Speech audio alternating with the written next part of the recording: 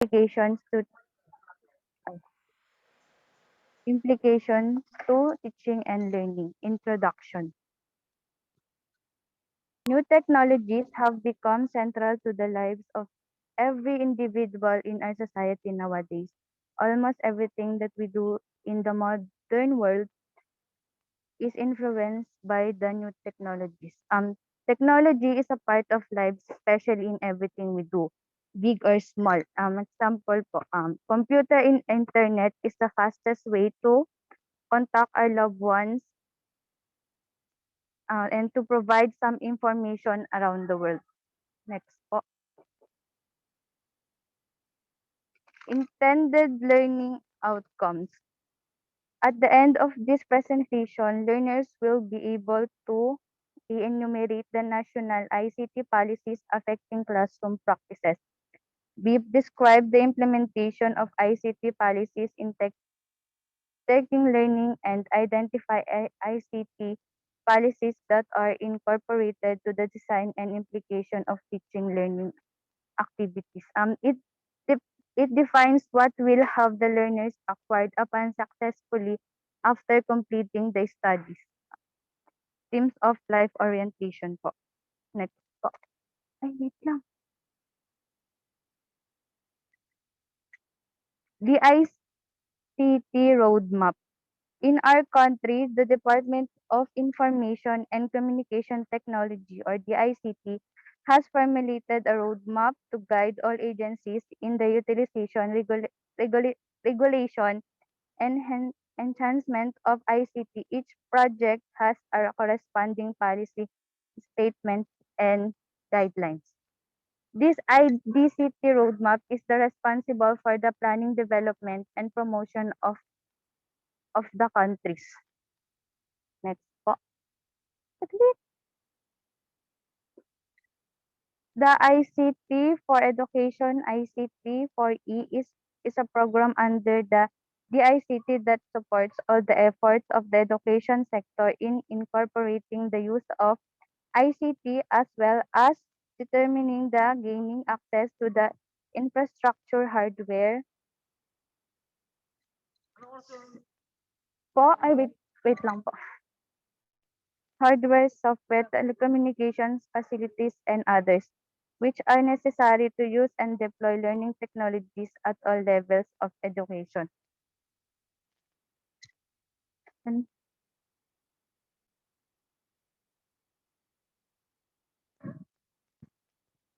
ICT, this tool can be help to the students to improve their performance in academic.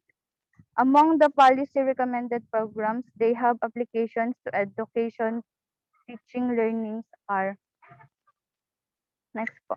One, ICT in Education Master Plan for all levels, including a national roadmap for facility development in ICT in education. A national framework plan for ICTs in basic education was developed. Two, content and application development through the Open Content in Education Initiative, or OCEI, which converts ed materials into interactive multimedia content, develop application used in school, and conduct student and teacher competition to promote the development of education-related web content. Sir, excuse lang po, andito po kasi kami sa vaccination area po. Patapos na rin po kasi ako. Should I continue it? Sir, good afternoon, sir. Continue ko na lang po. Okay po. That, some of the projects or programs being implemented by the government. Number one, ICT and Education Master Plan for all levels. So right here, it includes, of course, faculty development in education, in which this aims to provide trainings and seminars to teachers who are using ICT or who should be using ICT in education. So there's the faculty development is not selective of age here, regardless of age, as long as you know you are capable enough of teaching, as long as you're in the profession and can provide innovation to the schools, and very useful to have a training for this. Number two, content, open content in education initiative. because it converts DepEd materials into interactive multimedia content. In some of the Department of DepEd materials are written or are in traditional ways.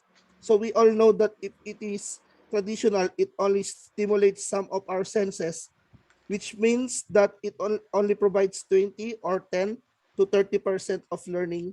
Because if it is a visual aid, of course, it only provides only visuals to the students. But with the use of multimedia content, they can already watch, they can already listen, they can see, which means that more senses are involved. In the end, with the learning will become better, and it will give more motivation and attention to the students once these teachers use this interactive multimedia content. Number three, PedNet, which provides better communication to teachers, students, and parents. We all know that communication among these three stakeholders are very important to monitor the progress or the learning by the students through the use of teaching materials and applications.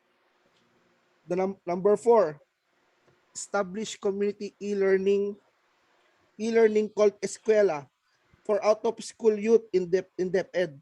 They have called ALS, or the Alternative Learning System. So the use of ICT is not only provided to those who are regular students, but we also provide technology to those who are studying in ALS or to the out of school youth. Number five, equality program for tertiary education through partnerships with the state universities and colleges to improve quality of IT education in the use of ICT and education in the country, particularly outside of Metro Manila. It does not only cater the universities in Metro Manila, because sometimes will happens that when it comes to innovation, the universities and colleges in Metro Manila ay talagang nauuna. But it's good because this equality program focuses in the universities, state universities, and colleges outside Metro Manila. There are a lot of schools, state universities, and colleges outside Manila which are really performing very well, that their school was even included in top performing universities or colleges in the Philippines. And if you're going to check their passers in board examination, there are top notchers coming from the universities and colleges outside Metro Manila. Number six, Digital Media Arts Program, which builds media skills for government using open source technologies. Particular beneficiary agencies, the Philippines Information and other government media organizations, the Cultural Center of the Philippines, National Commission for Culture and Arts, and other agencies, SUC or state universities and colleges, and local government units. It is important because it builds the media skills of the people who are in these departments. This is the way of building or enhancing the computer literacy also of these people. Number seven, ICT Skills Strategic Plan, which develops an interagency approach to identifying strategic and policy and program recommendations to address ICT skills demand supply type. So we also have the strategic plan so that they can come up with necessary and appropriate approach for them to you to know the establish a strategic policy or program that are used of appropriate for the type of users of this ICT. So all the seven programs were guided by the roadmap that embed policy statements that relate to education, specifically in the enhancement of human development for teaching and learning. Thank you.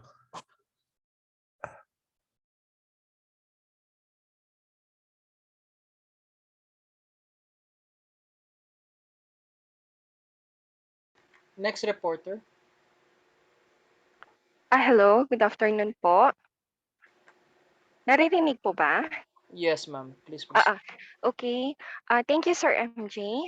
Good day to everyone. I'm Kinosha from Group 2.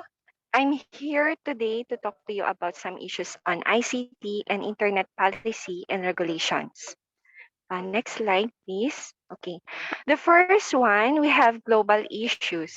So, global issue, as stated in Wikipedia, is any issue. Pag sinabing issue, this is the problem or risk that adversely affects the global community and and wait lang po, and environment possibly in catastrophic way. Pag sinabing catastrophic way, in extremely harmful. So, under the global issue, we have two sets of issues in ICT policy, which crucial to modern society. The first one is access, and the second one is civil liberties. Okay. The first one, access. Pag sinabing access means a possibility for everyone to use the internet and other media. Ito po yung access to the use of internet and ICT. Alam naman po natin ngayon na halos lahat po tayo ay may access sa internet and ICT. So, ika nga, nasa digital world na po tayo, na kung saan ang fundamental part of the process is ICT. In richer country, accessing the internet almost available to all in faster broadband connections. There are still countries where access to internet is still challenged, right? So, paano po ba nagiging issue to? Nagiging issue siya kasi few of countries has the lowest internet penetration rate.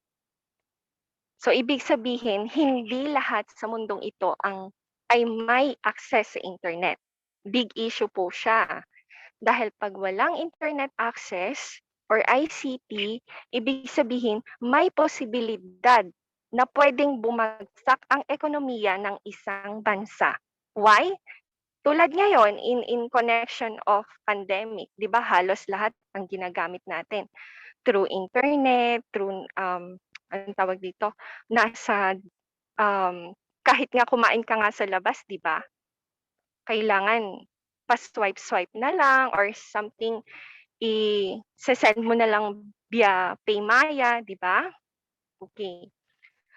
So, trivia question lang po. Pag may nakasagot po dito, may gift po ako sa December. Either in kind or cash. Anyone, anyone from the Zoom. Okay. Trivia question lang po. Aling bansa ang may pinakamababa o wala talagang internet access? Africa. Africa. Anyone? Africa. Africa? Anyone? Anyone pa po? New Nigeria. Zealand. Afghanistan, ma'am. Po? Afghanistan. North Korea.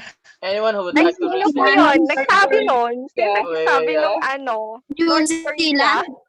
Saglit lang. Opo. I think it's Eronalyn de la Cruz. Yeah. Eronalyn de la Cruz.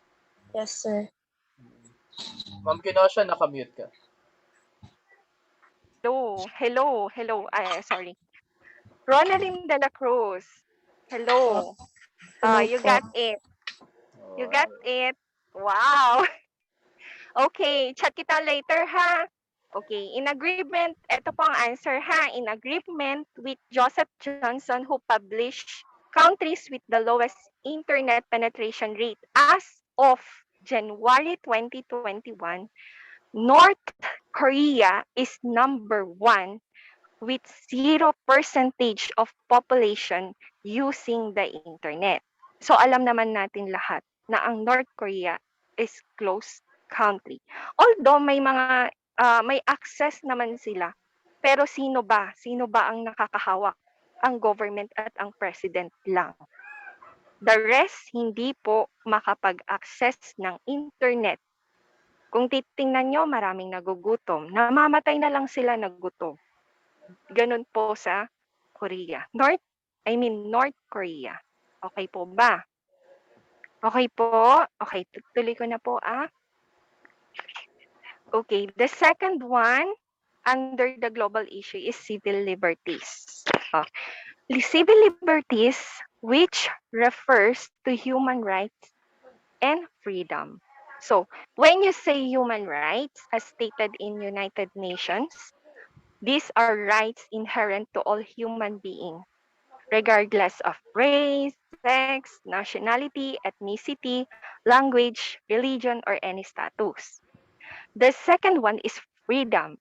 And as stated in Oxford Dictionary, this is the power.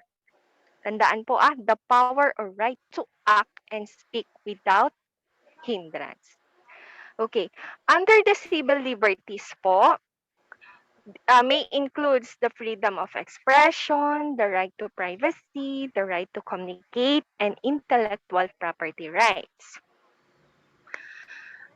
And then, infringement to civil liberties or human rights. Pag sinabing infringement po kasi, ito po yung action breaking the terms of law and agreement. Ibig sabihin, paglabag sa civil liberties, paglabag sa human rights. So, paano po ba nagiging issue po ito? May mga specific internet issues on internet policies po tayo na have relationship with civil liberties. We have 4. Okay? Tandaan po we have 4 specific issues on ICT. The first one is freedom of expression and censorship. The second one is privacy and security. The third one is surveillance and data retention. The fourth one is the e-pollutants from e-waste. Okay. First, I will tackle issue number 1, and the other issues will report by my group mates. Okay po. So, issue number 1, the freedom of expression and censorship. Under the International Human Rights Conventions, it stated that all people are guaranteed the rights for free expression. Ano po? So, ang legal basis po nito is in Article 19 of United Nations Charter states that everyone has the right to freedom of opinion and expression. But however, with the shift from communicating through letter newspaper and public meetings to electronic communication and online networking, I need to look into how this new means modifies the understanding of freedom of expression and censorship.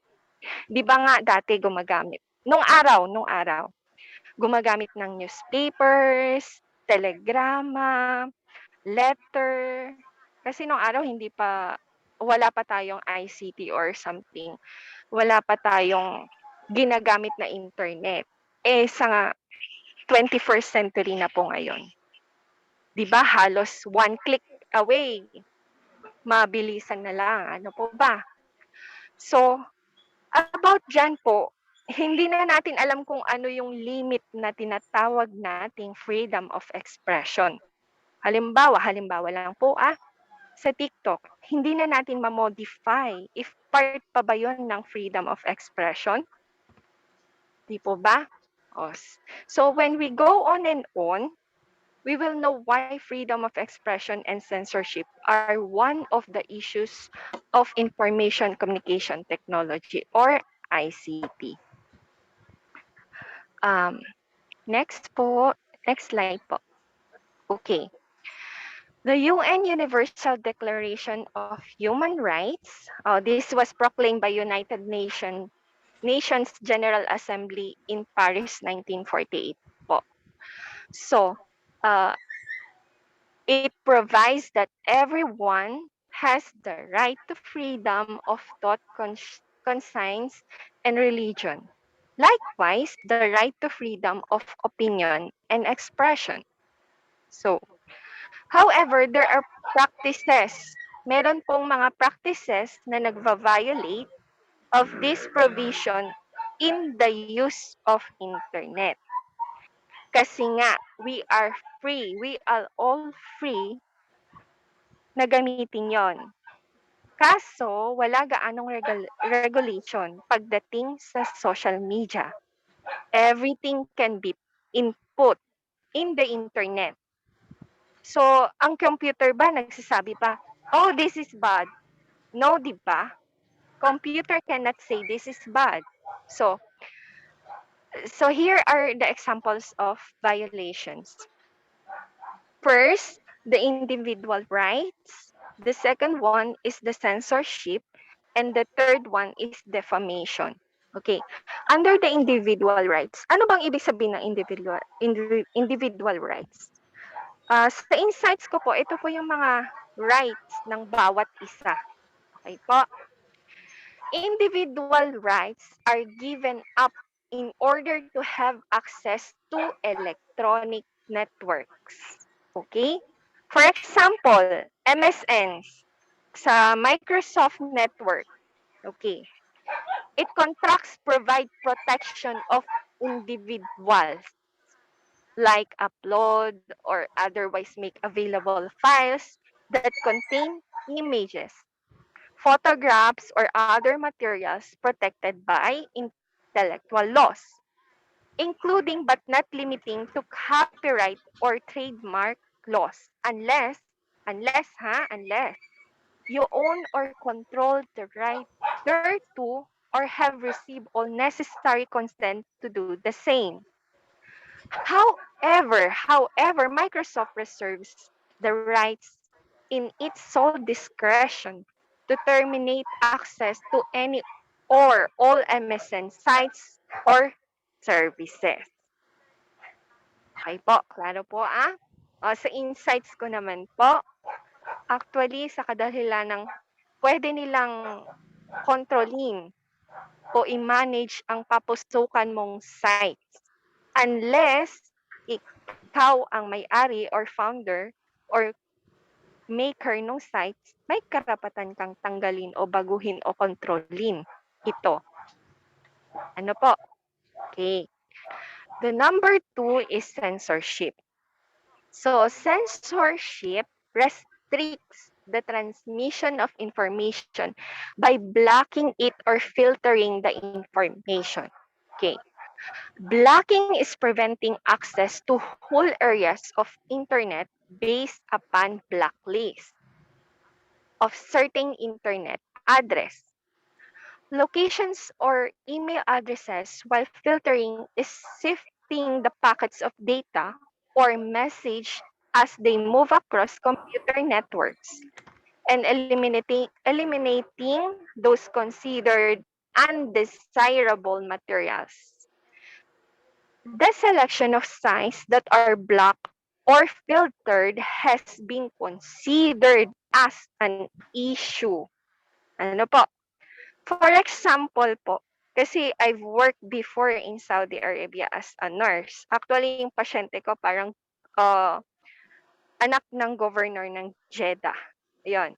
Doon po, based on my experience when I was in Saudi Arabia, some websites or application were blocked. Why? Because Saudi government closely monitor media and restricts it were in those sites containing immoral. Sa kanila po, based po sa kanila, immoral, mostly pornographic or supportive of LGBT rights. Sorry po.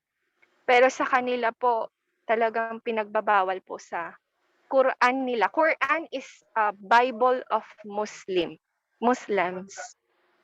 Ayun po. Okay po? Okay. Immoral sites. Yon. Kaya, kung titingnan mo doon, actually, ang pinagbawal nila nung nandun ako is Viber, video call po sa Facebook, and mga sites, halimbawa magse-search ka through Google, meron ka doon na talagang hindi mo makikita. As in, naka-block po siya. Ayun. Ganun po siya kalupit pagdating sa Saudi Arabia. Hindi kagaya sa atin dito. One click, one away, makikita mo na lahat. Yun. Doon talagang bawal po. Ano po? So, may warning po dito. When you are surfing the web, you may think you are anonymous, but there are various ways that information about you and your activities can be collected without your consent. Kaya nga, di ba, may sinasabi doon, yung cookies, maalala nyo, pag magsa-search kayo, once you click I agree, nakalagay naman doon, magko-collect sila ng data mo. Ano po? Okay. Next, the last one is defamation. Okay. Defamation actions may be used to silence critics. So, ano po bang ibig sabihin ng defamation? Okay. In agreement with Lior Roger in 2011, this was he published Business Law Today, The Essential Through Wikipedia. Defamation is the oral or written communication of false statement about another that unjustly harms their reputation and usually constitutes a tort or a crime. Ito na yung sinasabing libel. Libel. Ano po? Libel. Sorry, sir. Libel. False statement. Hindi totoo. Sinabing buntis si Maria, yun pala, hindi pala siya buntis. Pwede kang kasuhan. Yun yung ano po ha, about the defamation. Okay. In here, the action may be used to silence critics. In same with censorship. Matandaan niyo po yung sinabi ko kanina. Pinifilter, blinablock. Halos similarities with defamation. Okay. This action deters the freedom of expression. Okay. Itong action na po, na ito, ay pinipigilan din po na pinipigilan niya ang freedom of expression. Ano po? So, that's the end of my report. Okay. Thank you po. Let me just add something regarding the Okay, sir. Sige, sir. Thank you po. Let's not go far from the idea of human rights. Let's start here in the Philippines. Under 1987 Philippine Constitution, Article 3, Section 1 to 22, this stipulates, or Article 3 basically, or the Bill of Rights, stipulates various rights of individual. Section 1 to Section 11 are the rights of individual, a general individual, while Section 12 to Section 22 are generally the rights of an accused. Okay? So there are various rights. Now, if we try to elaborate the concept of human rights or the rights itself, the Bill of Rights, there are various types of rights. There is what we call inalienate rights and alienated rights, or uh, inborn rights and given rights. When we say inborn rights, these are the rights of the people that was given to them automatically the moment that they were born, or the moment that they were conceived. Okay? So, generally, the right to live, okay, the right to have a name, the right to have a family, and a lot of rights. Okay? These are what we call individual rights. Now, inalienated rights or given rights are the rights that can be acquired. Like, for example, uh, the right to have a business, okay, the business into something is to a some place, or um let's just have more specific rights. Like, for example, uh not all rights is given. Like, for example, the right to, what are the other rights? I forgot my key takeaways. Okay, so the rights that was given by the government, okay, or these are statutory rights. Halimbawa, karapatan natin na bumoto. These are what we call alienated rights, or hindi maaalis sa atin. Okay? Innate to sa atin eh. Okay? So everyone can vote. The government cannot take it away. Okay? Another, this is the alienated rights. Okay? Driving or having a license. Having a license is not actually a right. Okay? It's not a human rights. It's a privilege. Okay? So to those who have driver's license, they have what we call the privilege. Okay? They have the privilege to drive. However, if they commit, okay, any traffic or if they commit violation or if they commit traffic violation, then generally the government or the state can take that right away from them. Okay? So that's the idea. Now, um, individual rights, so of course we have everyone has a right. However, let's try to put it the context like this. How can we have or how can we practice all our rights? All of us have our own rights. Eronaline, Kinosha, Sivan, Taginod, Michael Lagcanas, Rowena Sayo, everyone has a right. Okay? However, let's put it like this. It's Tiglaw's birthday. Okay? Let's say Tiglaw is having a birthday. Oh. She's celebrating her 18th birthday. Okay? Tiglaw has the right to celebrate her birthday. Tiglaw has the right to hire and to rent video. Okay? So kumanta si Tiglaw. Okay? Kasama nila Pengen si in luck Monchia yo. na kumanta, no? Katawan tikon ko na akon parwarin kay tanga dua.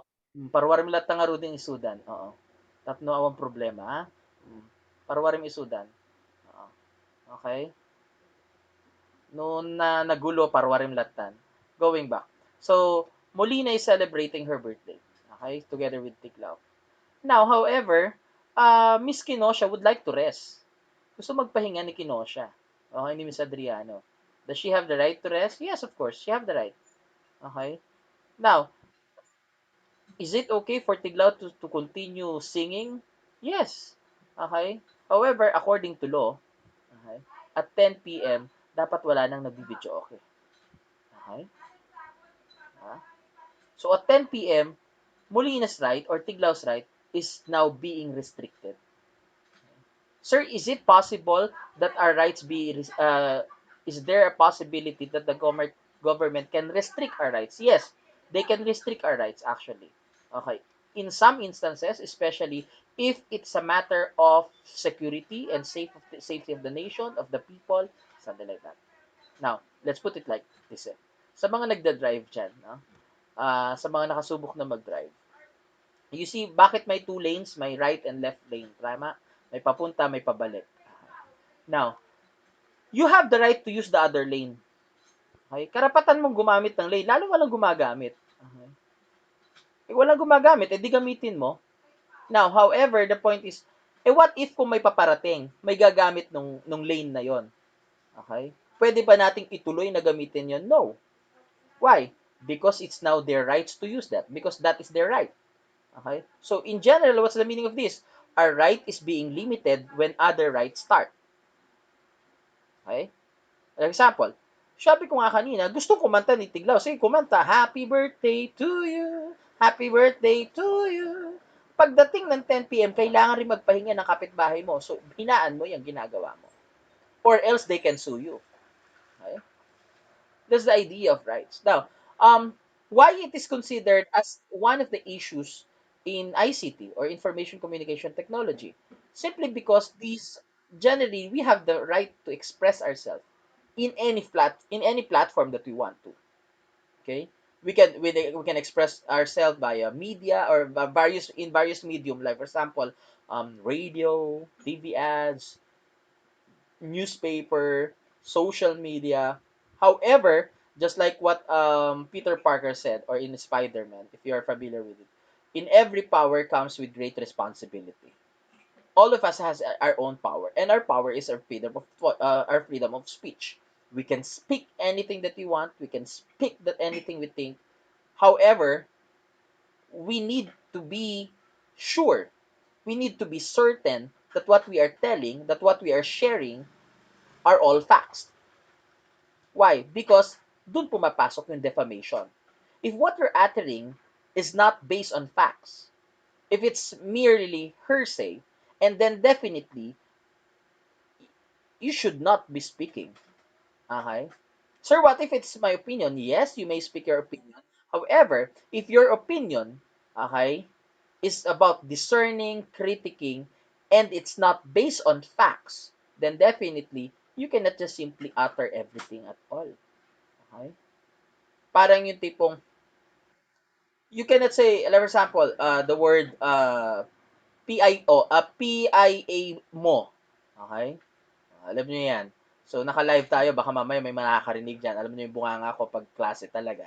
So, I utter everything. However, since we're in Facebook Live and social media or in Zoom, so let's try to refrain my mouth, okay? So, yung PINGA mo, ayan. So, like for example that. Now, the point is, am I telling that your mother is a slut? Ha? Kasi ang defense ng iba niyan, bakit mo ko minumura? Bakit? Sinasabi mo ba yung ano ko? Let me point it out. There was a specific decision in the Supreme Court regarding that one in relation to defamation. Okay? So, it doesn't mean that pag nagmura ka, okay, you're telling na hooker nga yung mother nung kausap mo. But generally, it can be considered as a matter of expression on the height of an emotion. Galit na galit ka. Okay? Hinayupak ka, sila, ulo ka, You're at the height, at the peak of your emotion. Can we consider that defamation? Diba? So, later on, though we're not into law, okay, so, but that's just the idea. So, sabi nga ni Ma'am Kinosha, ni Ma'am Adriano kanina, is that when we speak of something and it's not based on facts, okay, it's not true at all, then we are actually defaming someone. And that's not good. And these are issues in social media. Okay? Marami yan. Okay? Censorship. Uh, it's a good thing that Ma'am Adriana mentioned earlier that there are still countries that having trouble in accessing internet. Okay? There are countries like that. However, the country that has this issue, okay, kumbaga para sa kanila this a grave issue is indeed North Korea. Okay? And dun pumapasok sa North Korea, napakarami talagang censorship. Even in other country like China, okay?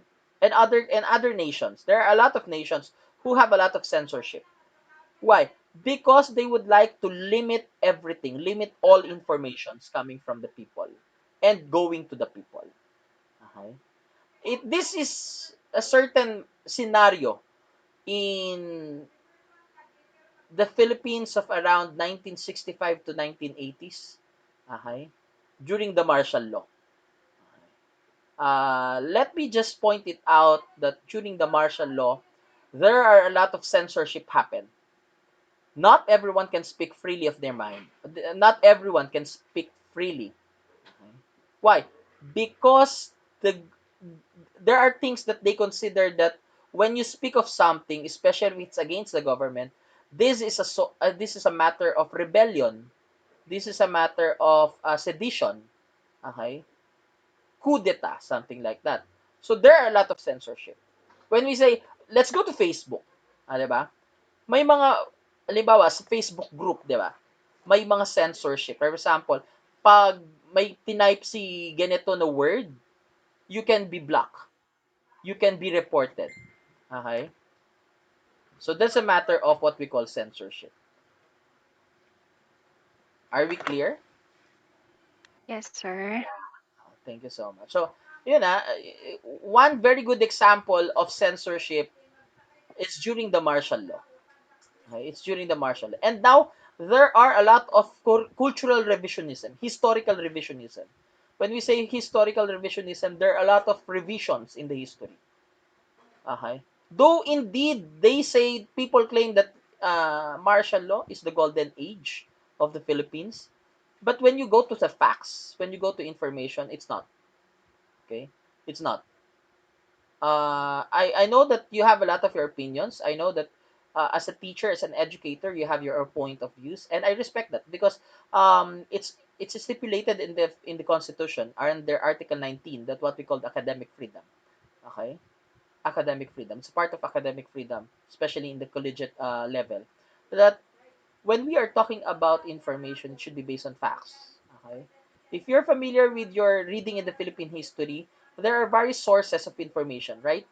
And may I remind everyone, especially the undergraduates, to go back to your previous subjects because 4 years from now, there will be a lot of changes in the licensure examination for teachers. And these are social issues, social science topics na nakasulat at naka-indicate po sa inyong board exam. Okay? Yeah. So, that's the idea. During the time of Ferdinand Marcos being the president, indeed there are a lot of projects. There are a lot of infrastructures, but all of these is part of their responsibility as a government employee. Okay, it's their part to provide services to the people, and we are still paying it. Okay, so um, I would like to I would like to discredit the people saying na if you don't want Marcos, if you don't want these people, then don't use EDSA. Then don't use this one. Don't use that one. Mind you, people, even if it's during the time of Ferdinand Marcos that they build it, okay, and even if for example, if people, okay, doesn't want the Marcoses, it doesn't mean that they don't have the right to use it. They are paying it by taxes. Okay? And taxes are the one that and one of our taxes, I should say, and our taxes are the things that we they use to provide these services. Okay? Let's continue. Next reporter. Thank Yes, you, sir. Good. sir. Sorry. Maraming salamat, sir, sa karagdagang impormasyon. Okay. Tatawagan ko po si Ma'am Alodia, our next reporter. Thank you. Yes, thank you so much, Ma'am Kinosha Adriana, for that, for your report. So now I will be discussing regarding the blocking and filtering, which already have been mentioned by Miss Kinosha. Uh, Here, on blocking and filtering on the internet, a block or ban is a technical measure intended to restrict access to information or resources. Blocking and its inverse, unblocking, may be implemented by the owners of computers using software. And another um, is the content control software and the internet censorship. So medyo na-tackle na rin ni Sir Petty kanina yung about sa internet censorship. But yeah, babalikan po natin yung sa internet censorship. So the difference between filtering and blocking is a matter of scale and perspective.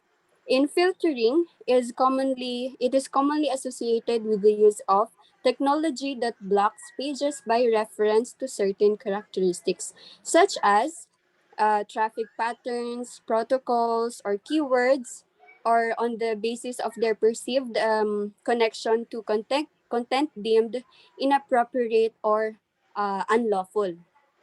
Unblocking, by contrast, usually refers to preventing access to specific websites, domains, IP addresses, protocols, or services included in a blacklist. Parents often have the ability to customize how the filter functions so that it can be adjusted to allow more flexibility as children grow.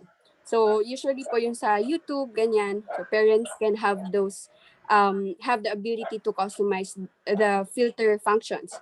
The aim of filtering software is to create a safe media viewing space in which children may watch television, browse the internet, and use other media without accidentally encountering content that is inappropriate. So most cable and satellite television providers, such as game console manufacturers and internet service providers, or the ISP, offer some form of media filtering software as a part of their service plan. In next slide na po ata. Yeah, in website blocking, parents can purchase, or the internet service providers may supply or computer software that block specific websites from being viewed that parents do not approve of, or block websites from being displayed that contain certain keywords that parents do not approve of, such as sex, Nazi, or pot, or pornography, and so.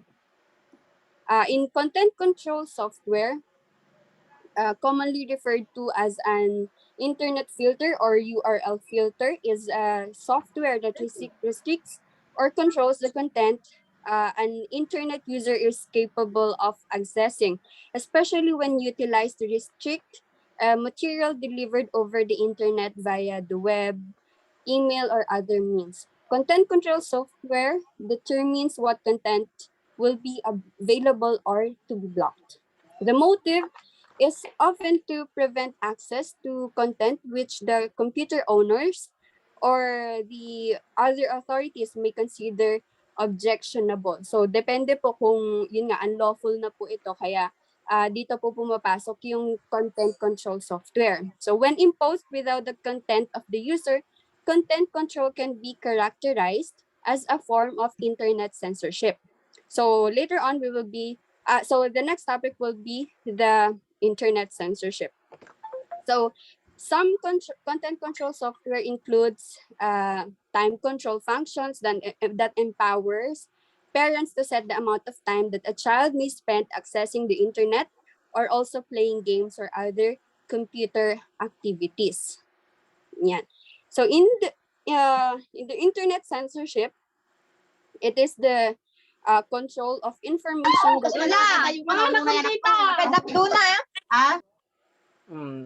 Ada pa sa agsakto ka no, saysa. Continue, Miss Ivan.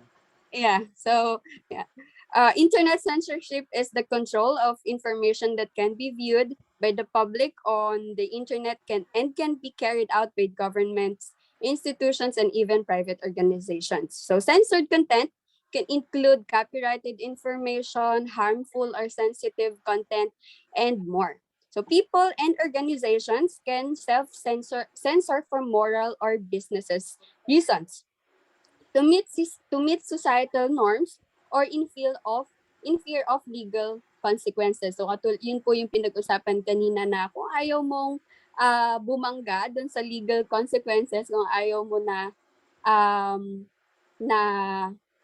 magkaroon ng dahil nga dun sa freedom of speech or freedom of expression, we really have to be careful of those legal consequences. So government involvement on internet censorship varies from country to country. So yun po na pag-usapan natin kanina na some countries have a moderate internet censorship while others strictly limit access to certain information, including the news. So now I will give you additional information or trivia that yun nga po, yung top 10 countries. So kanina nabanggit na po ni Ms. Kinosha yung top 1, which is the North Korea. The top 2 is Burma, Myanmar. Number 3 is Cuba. Number 4 is Saudi Arabia. Number 5 is Iran. And then top 6 is China. Number 7 is Syria. Number 8 is Tunisia, North Africa. Number 9 is Vietnam. And then number 10 is Turkmenistan. Ayan. So those are the top 10 countries which has a limited access to certain information. So what is the purpose of internet censorship? Number 1 is stop people from accessing copyrighted information. And number 2, keep people from viewing harmful or sensitive content. Napaka-importante po nito kasi yun nga po, like yung mga parents, syempre lahat tayo, even mga bata pa lang talaga, have an access to the internet. Kaya napakalaga na itong blocking and filtering din, lalong-lalo na sa mga bata. And then number 3 is control internet-related crime. So pwede rin kasing gamitin as platform yung internet as yun nga po yung paggawa ng mga hindi magandang bagay. Ayan. And next slide po. Yeah. We'll go on with the current issues of internet censorship. First is the cyberbullying. Yan, cyberbullying. We all know the meaning of this, but the description is cyberbullying can be defined as a person or a group of people using technology to repeatedly and intentionally use negative words and or actions against a person, which causes distress and risks that person's well-being. So bullying can have a great impact negatively on a person's physical and mental health, causing harm in the form of physical injuries, stress-related illnesses, depressions, and other health issues. So for example, this is very rampant nowadays that especially on social media platform. These days na pandemic, so lahat ng tao more on the internet, kaya lalong-lalo na sa social media, kaya napaka-rampant nitong cyberbullying sa social media, especially sa Facebook. Ayan,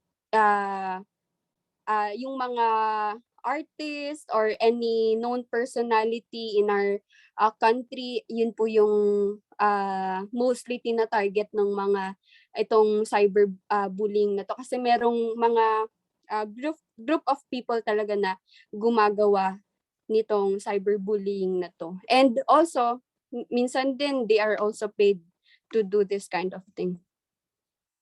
Number 2, cyber racism. So there are many examples of cyber racism on the internet, from racist individual Facebook posts to group pages specifically set up for a racist purpose. So pinaka-recent po na yung cyber racism na nakita ko is yung recent yung sa Miss Universe, yung I'm not sure kung sa anong country yung nire-represent niya, pero yun nga, from dito yung maraming mga Pilipino yung gumawa nitong cyber racism towards her, and even non-news po ito, so I'm not sure kung alam niyo po yung tinutukoy ko. And then next is cyber sexism or sexual harassment. Over half of young women in Philippines experience online harassment. And hindi lang po young women, pero all of us, actually. Yeah, global study according to Girls' Rights Organization, which is Plan International's global research.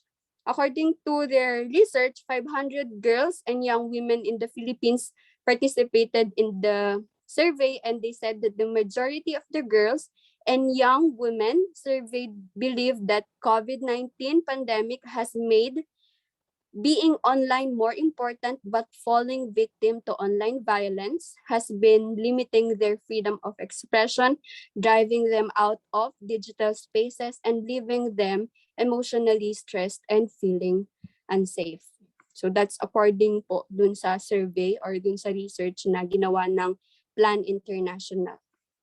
And then lastly is the cyber homophobia. So homophobic bullying is when people behave or speak in a way which makes someone feel bullied because of their actual or perceived sexuality. So nowadays, people are being disrespectful with regards po sa internet.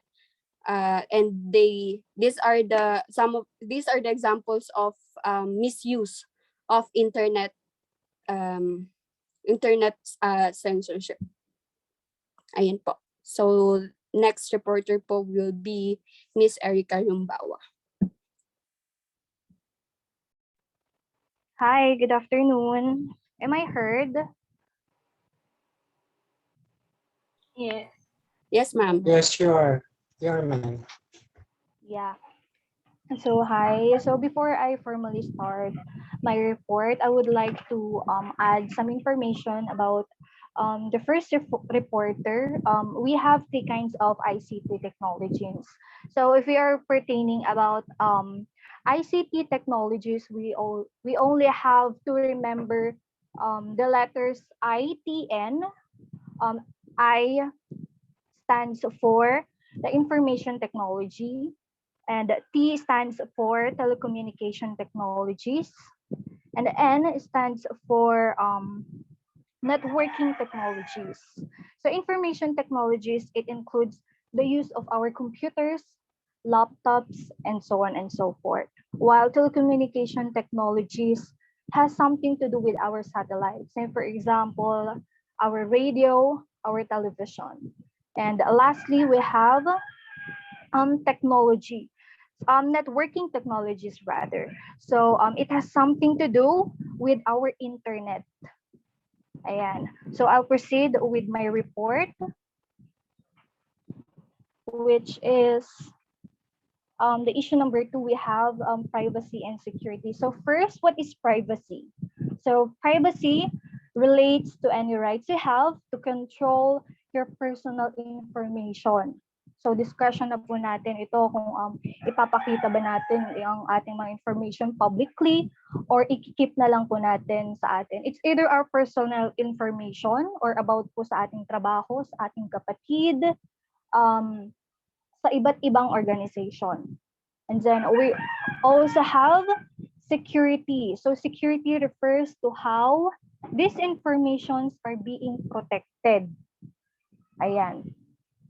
So we let's proceed with 3 kinds of privacy. We have first, foremost, privacy means personal privacy, the right of individuals not to have their home, private life, or personal life interfered with. Yan. So as I mentioned, discussion po natin ito kung gusto po nating ipakita yung ating personal information, personal privacy. It maybe talks about our address, our birthday, our names, our family, and so on and so forth. So na-mention din po kanina nung si ma'am na usually daw yung mga vloggers hindi na na-filter out yung mga information about sa kanila. Kaya usually meron yung mga may mga bashers na nagsasend ng mga address nitong mga vloggers para mag-deliver ng food at saka iba't iba pa. At ang worst pa dyan, minsan nagbibigay pa sila ng mga threats sa kanila. And then we also have privacy of communication. It refers to the protection from interference with communication over the phone or internet. So since COVID accelerated the trend, like it increased the utilization of technology instead of face-to-face. Ngayon, we communicate digitally. So sana ba tayo nagko-communicate ngayon? We have, of course, our cell phone. Dito na tayo nagkipag-communicate sa Messenger, sa Zoom, sa WhatsApp, pwedeng sa telephone. Ayun po. And I have an example here in privacy communication. It was recently lang. I saw video in TikTok. I don't know if you saw it din, sir. Wherein this student, minumura niya yung teacher. And yung mga kaklase niya pala is nire-record si teacher. I think it is included here in privacy of communication. Sa klase natin, for me lang din, sir, in my class, I do not allow students who takes picture or video. Kasi for me, this class is intended for us only. I don't know if you saw that video.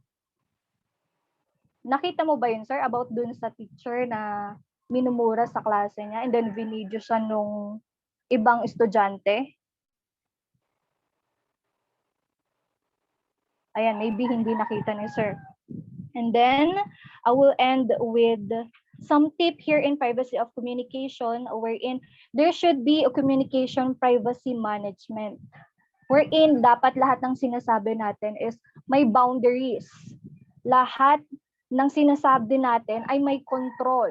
Kasi we cannot say na yung taong pinagsasabihan natin with a certain information maaaring i-screenshot niya or sabihin niya sa iba. Di ba po? And then we also have number 3, information privacy is related to the use of computers and communication systems which are able to hold and process information about large numbers of people at a high speed. So sobrang high-tech na po ng panahon ngayon, lahat ng information naka-store na sa computer. Minsan din nava-virus or nahahack ng ibang mga talented sa computers. That's why minsan kinakalat din nila yung mga information na yon. So here we have some paki-slide po ako pataas, sir.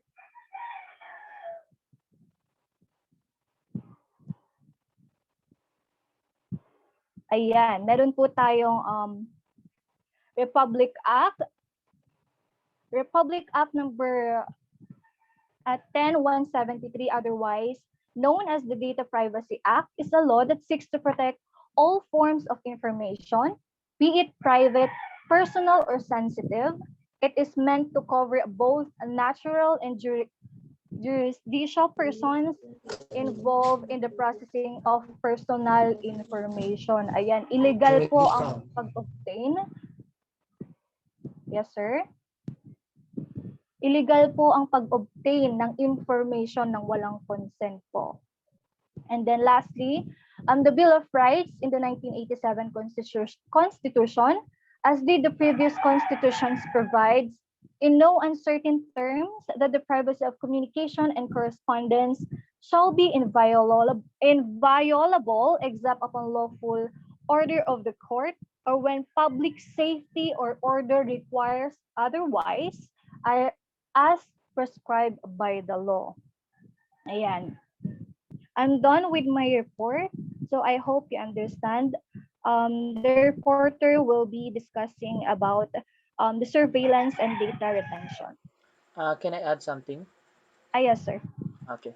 Regarding the issue, another censorship issue is that you're familiar with the copyright law that later on will be discussed now as we go on with the lecture. However, that's one of the sensitive issue in Facebook and in YouTube. Lalo na if you use music, audio na hindi well cited or there was no disclaimer that no copyright infringement intended, they will mute your video.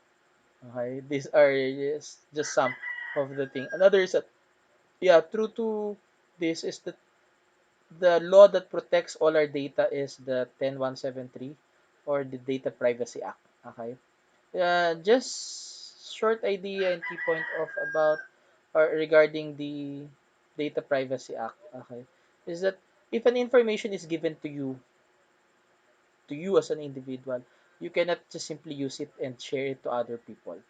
One good practice is regarding the cellular phone number. Okay. For example, if Julian has my number, and if Sheila Joy will ask my number from Julian, Julian cannot give my number. Supposed to be. Okay. Hindi niya pwedeng ibigay basta yung number ko kay Sheila kasi that's protected by Data Privacy Act. I gave my number only to Julian and she doesn't have the right and I didn't waive my right to disburse or to share my number to other people. Okay? So the next time, halimbawa may hihingi sa inyo ng number, you always ask, wait, itanong ko muna kung gusto niyang ibigay. Okay? That's another aside from that is part of data privacy act. It's one value that we need to practice. Okay? Another thing about that is that if you use or if you share your information and you provide and you waive your right, you give consent that this information will be can be shared, wala kang laban po doon. Okay? For example, if you give your information to a company and the company share your information to other company, pwede yun. For example, sa crediting system natin, yung sa mga umuutang sa home credit, ganyan. Okay? So pag na-blacklist ka, there is a tendency na hindi ka na rin makakuha ng loan or ng credit sa ibang company. Okay? Next. Next reporter.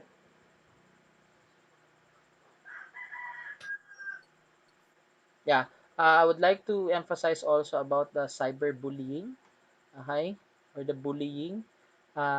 That's one of the main issues right now. Sabi ko nga, uh, these are all my former students last semester, especially in PE 14, where I require you to post your videos of activity in PE, right? You remember? Tapos dapat naka-public. Sabi ko nga, pag may nag-comment ng pangit at friend mo, block mo na agad, unfriend agad, friendship over. Okay? FO agad. Pag tawag dito, if it's not helping or if they are not helping you or if their comments for you is not good, stressful, unfriend agad. Okay? Block mo agad. Friendship over. 'Di ba Bilaya Suyatan Gudoy? Oh, may pa-X pa diyan. Oh, ganoon dapat. Pag X mo agad. Okay? Because hindi nakakatulong. That's a good thing. So, dapat pag sa social media mo, ganyan, ang post lang eh. Wow, ang ganda naman, galing, ganyan, oo. Pero kung talagang tunay na friend mo yan at may concern sa'yo, ako, pag ang ginagawa ko, hindi ako nagko-comment dun sa video or sa post. Pini-PM ko, friend, may mali dun sa post mo. Friend, baka gusto mong itama yung spelling, ganyan. Friend, baka maginito ka. Ayan, di ba? So, too much information. For example, aside from when we talk about security, one of uh, trending issue right now is identity theft. Ah, wag kasing TMI, okay? Too much information. Okay, don't post too much information. Like for example, yung mga nabakunahan, so proud, vaccinated, second dose, pati ID number, pati yung serial code nung gamot, ipinost na, adik lang, 'di ba? Syusyunga-syunga. I-post lahat 'yun. Uh, they can use those information to to duplicate or to use it, to use information like that. Okay? Like for example, I just finished we just finished assessment sa TESDA. Okay? Um, isang information na sabi doon, you don't post everything in the social media. Especially yung mga information na, halimbawa, social number, PIN number, those information should not be posted in social media. Okay? Kaya nga, isang ano rin kung bakit may nananakawan, simply because I would say siguro na-excite or in some way siguro parayag lang or syusyunga-syunga. Bakit kaya sila nanakawan? Kasi nalaman ng mga magnanakaw, wala pala sila sa bahay nila. Di ba? Oh, here at Boracay, with my family and everyone, kawawa naman yung mga doggy ko, naiwan lang doon sila-sila lang. Ay, yung dogs sila pala naiwan doon. Sige, nanghawang ko nga. O, 'di ba? Syunga-syunga ka rin, pinanakaw mo yung bahay mo. Okay. So similar to when we talk about security and information, these are, various things that we do. And then wag click ng click later on if I'm quite not sure kung dito sa topic na ito madi-discuss yung spam, phishing, or something like that. Yung phishing and spamming, okay? Yung mga cyber issues. Okay. So, let's proceed. Next reporter, Ma'am Alodia, sino po susunod? Si Ma'am Kate Parsamento po. Ma'am Kate Parciamento is here. Okay. Yes, sir. Good afternoon, everyone. I'm Kate Parchamento, and I will discuss about the security, cybersecurity, the ICT security issue, the issue number 3, the data retention and surveillance, and issue number 4, the e-pollutants from e-waste.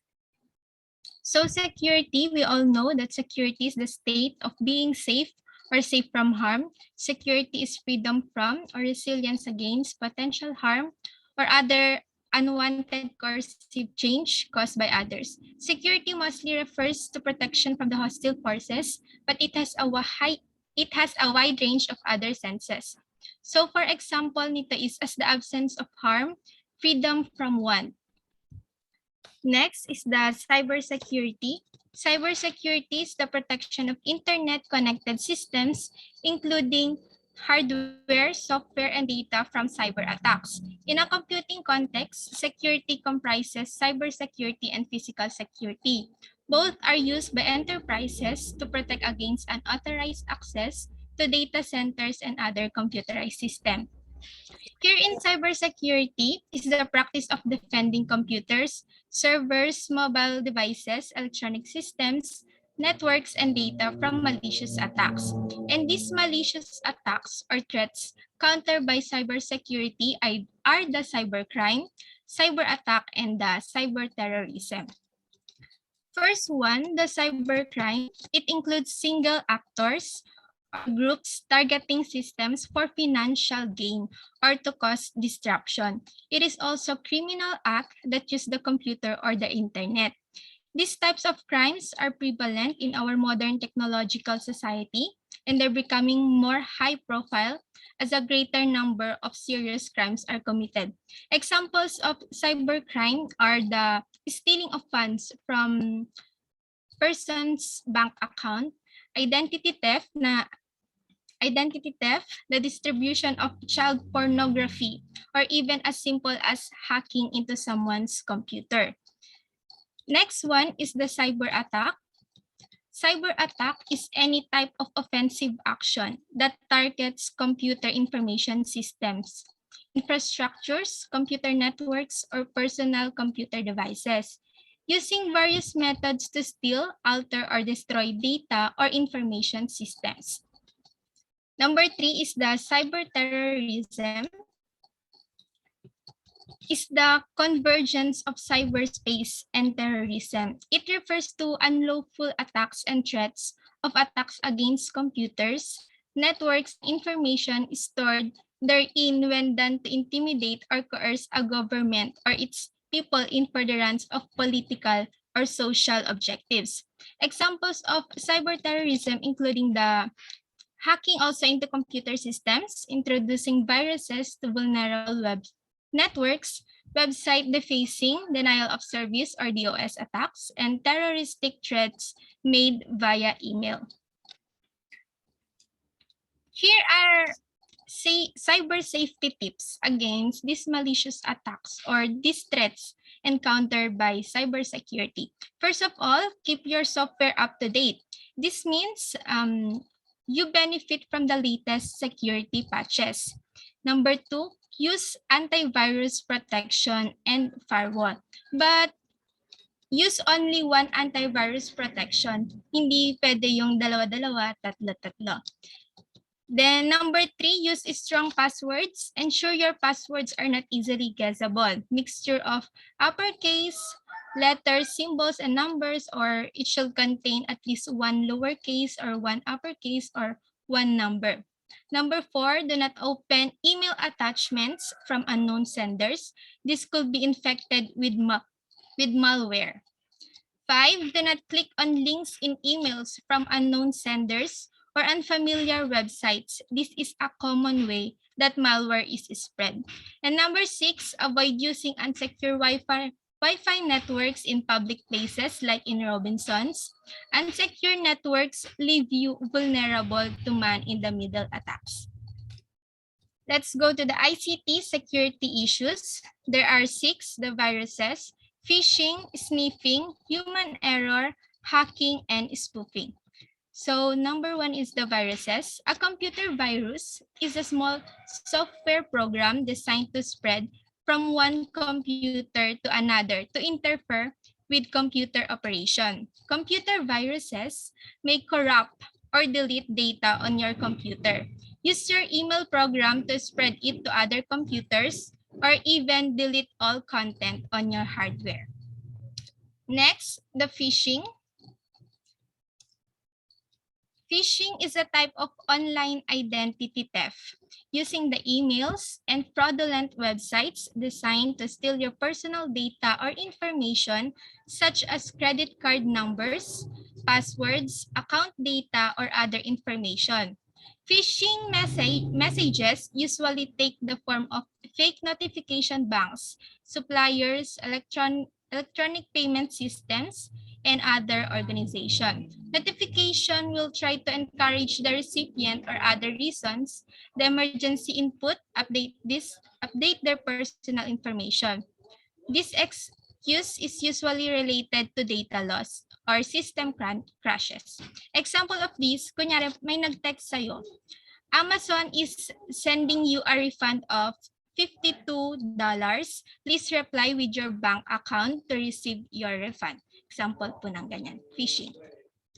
Third is the sniffing. Sniffing simple process is used in which the network interface card to receive and handle data not intended for the machine.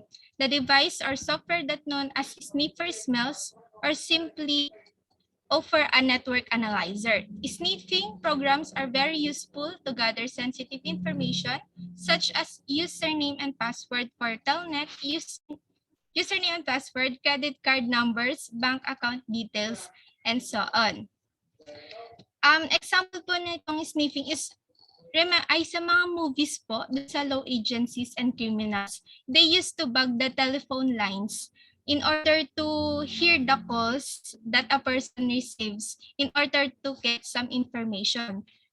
And in the world of internet, sniffing can be performed using an application, hardware devices at both the network and the host level. Any network packet having information in plain text can be intercepted and read by the attackers. This information can be usernames, passwords, secret codes, banking details, or any information which is of value to the attacker.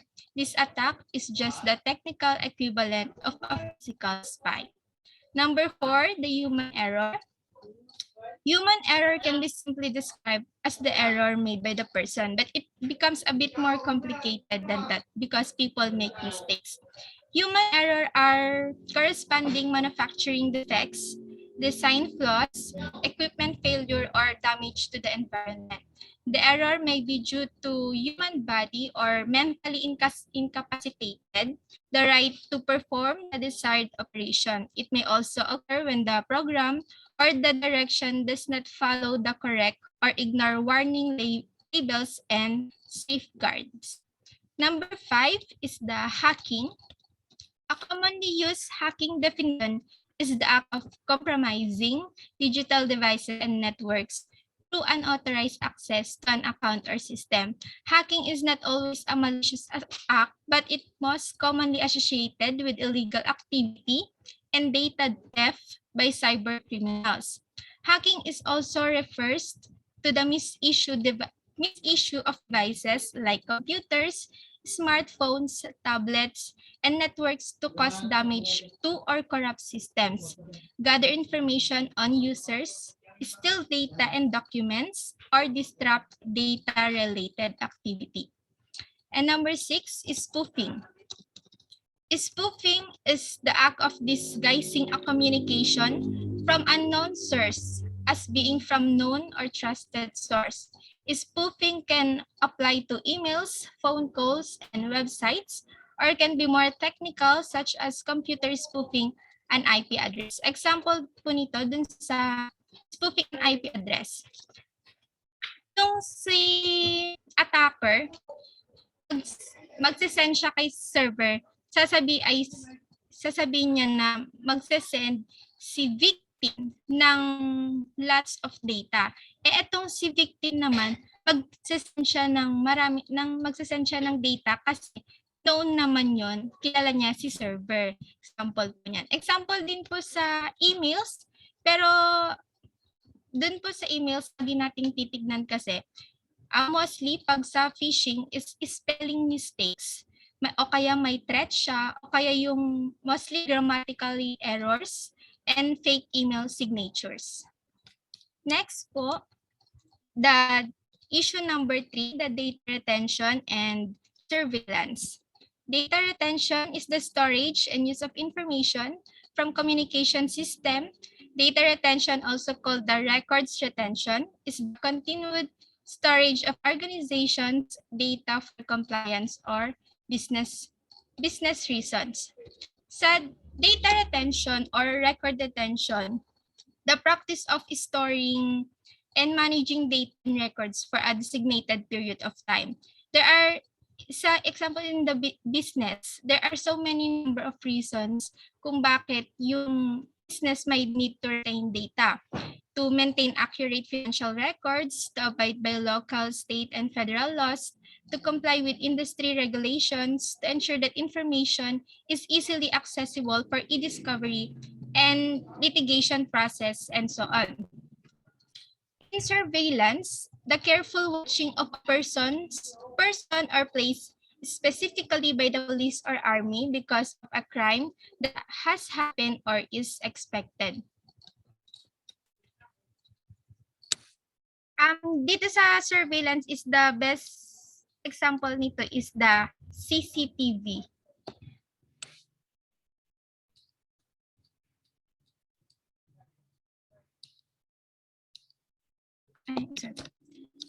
The surveillance is the monitoring of behavior, many activities or information for the purpose of information gathering, influencing, managing, or directing. So, example nga po nito is the CCTV or closed circuit television or interception of electronically transmitted information such as internet traffic. It can also include simple technical methods such as human intelligence, gathering, and postal interception. Next po. The use of electronic communication has enhanced the development of indirect surveillance. There is no direct contact between the agent and the subject of surveillance, but evidence of activities can be traced. The new and powerful form of indirect surveillance is the data veillance. Data veillance is the use of personal information to monitor a person's activity.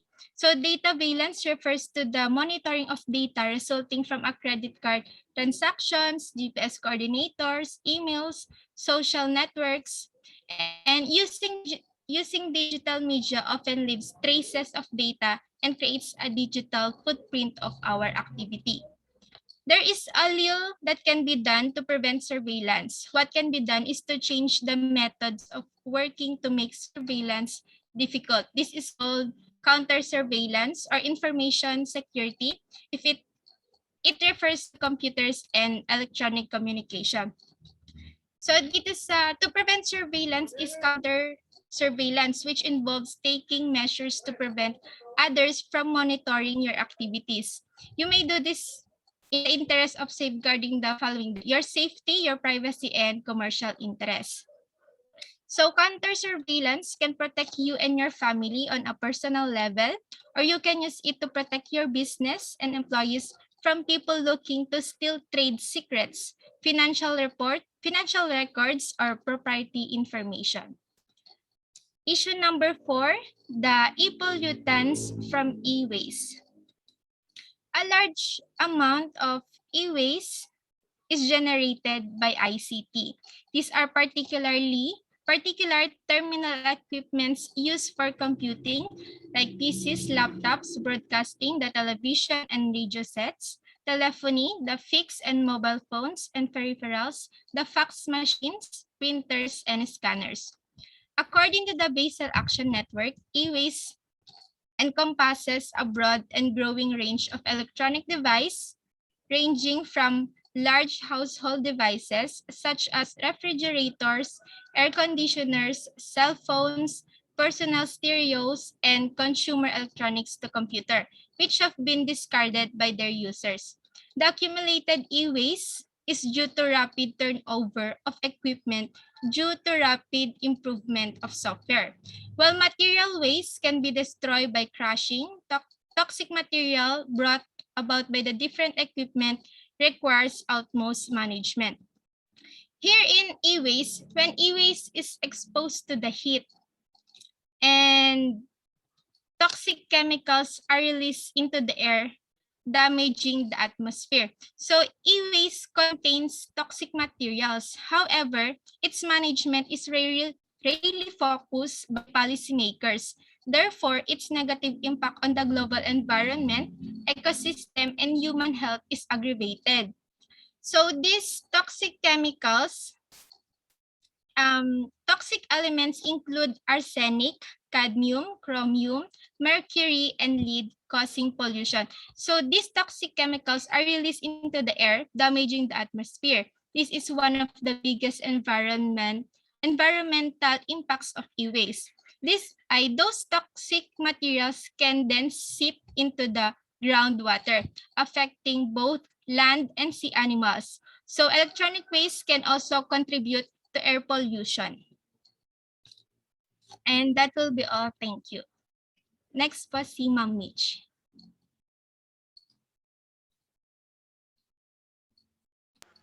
Next reporter, please.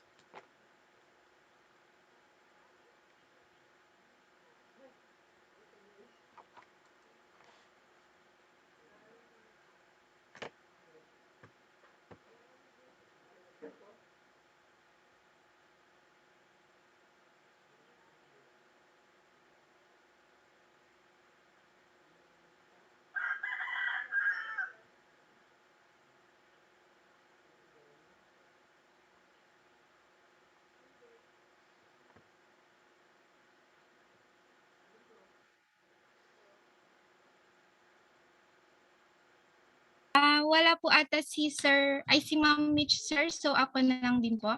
Implications to teaching and learning. There are implications of this lesson to both the teachers who are teaching and the learners who are learning. A few of these are as follows. Next slide po.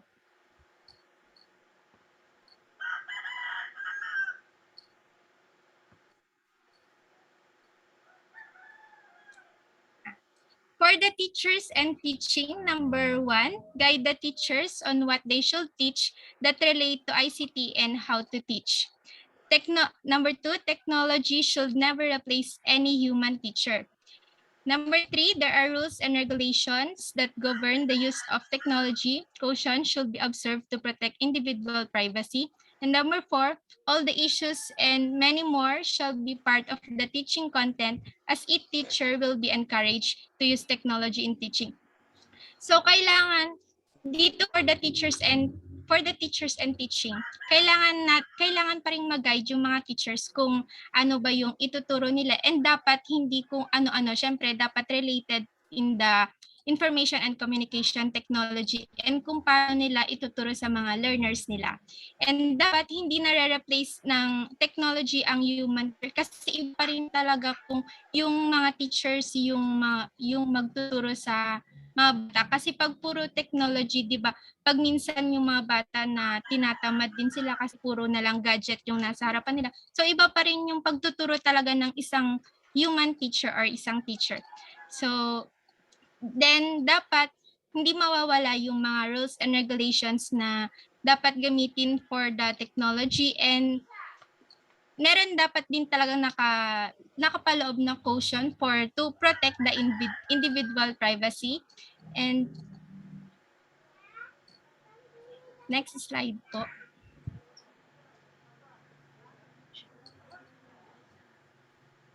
For the learners and learning, the learners of the 21st century are even more advanced than some of the teachers. However, dito po sa the learners of the 21st century are even more advanced than some of the teachers. Example po, nung pinanood po sa atin ni Sir Petty na video nun, di ba, yung mga bata is nasa 21st century na sila. So, mas advanced na sila kaysa sa mga teachers nila. However, learners still need guidance on how to regulate technology use. Siyempre, kailangan pa rin ng mga learners ng guidance kasi nga pag hindi na-misuse yung technology, maraming disadvantages ito. As there are positive and negative effects of technology use, learners should know the difference. Learners should not only know the benefits of technology use, but they should also know how they can be protected from the hazards that technology brings to their life. Example po nito is yung recent lang kung yung technology is a boon or bane. Siyempre, kailangan po talagang malaman ng mga learners yung boon or yung advantages ng technology, and then yung bane, dapat alam din nila yung mga hazardous na pwedeng makuha nila sa mga technology. Next slide po. Learners should take advantage of the potential of learning support they can derive, such as the development of higher order thinking skills, the development of learning communities through collaboration, the enhancement of skills to manage the valued resources as 21st century learners, and many more. Both teachers and learners should be mindful of the e-waste that are being thrown away to the land and to the atmosphere. So dapat dito ngayong 21st century learners, dapat meron na tayong critical thinking and the development of learning communities through collaborations. And dapat alam nung mga teachers and learners yung dun sa e-waste. Kasi talagang yung e-waste is nakaka-pollute siya mostly in air at saka land and saka sa ecosystem natin at saka nakakasama din kasi talaga para sa ating mga human beings. Next po. Thank you, Ma'am Kate Parchamento. So Ay, I will sir. Ay, wait lang po. Ay, sige. sir. Ako po yung kay Ma'am Mitch kasi nasa hospital daw po kasi ata yung papa niya and hindi po siya naka-attend ng ating class. Thank you Sino po. po ito? Sino yung dapat magre-report, ma'am? Si Ma'am, ay sir, si Ma'am Mitch Salvador po. Sino pong next reporter natin? Ako po, sir. Okay, ma'am. So will be discussing safety issues on the use of ICT. Next slide po. Technology is a phenomenon that seems to be uncontrollable. So since 21st century na tayo, we're living in ICT, more on digitals. Despite the so many benefits for teaching and learning, there are also negative effects or influence on the learners. Hence, as future teachers, you have to be aware of how to safeguard learners in the school communities where they spend most of their waking hours, and also in their homes or facilities that provide opportunities to use digital technologies like internet cafes. Safeguard and protection should be the primordial role of parents, teachers, and school. Next slide po. There are so many risks that we have to be aware of in the use of digital technologies. This may include the following: exposure to inappropriate content, including online pornography, extremism, exposure to violence associated with racist language. Your child may discover online pornography unintentionally or browse unwanted pictures in different sites, so we have to guide and educate them.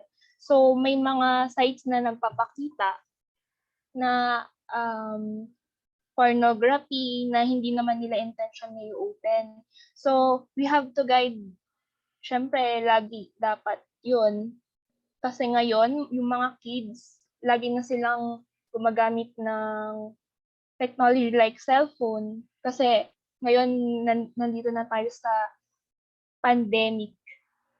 So, yun. Second, lifestyle website like self-harms and suicide sites and hate sites. Online social networking also leads to increased exposure and engagement in self-harm behavior due to receiving negative messages, promoting self-harm, emulating self-injurious behavior of others, and adopting self-harm practices from shared posts. So, eto madalas makikita sa Facebook, lalo na yung mga pasenti-senti dyan, gano'n. Yung mga messages, may makita tayo ang lulungkot ng mga post nila, ganyan. So, nadadala yun. Kunwari, ikaw, depressed ka, tapos makikita mo yung mga post na gano'n. So, parang mas nakakabigat ng loob.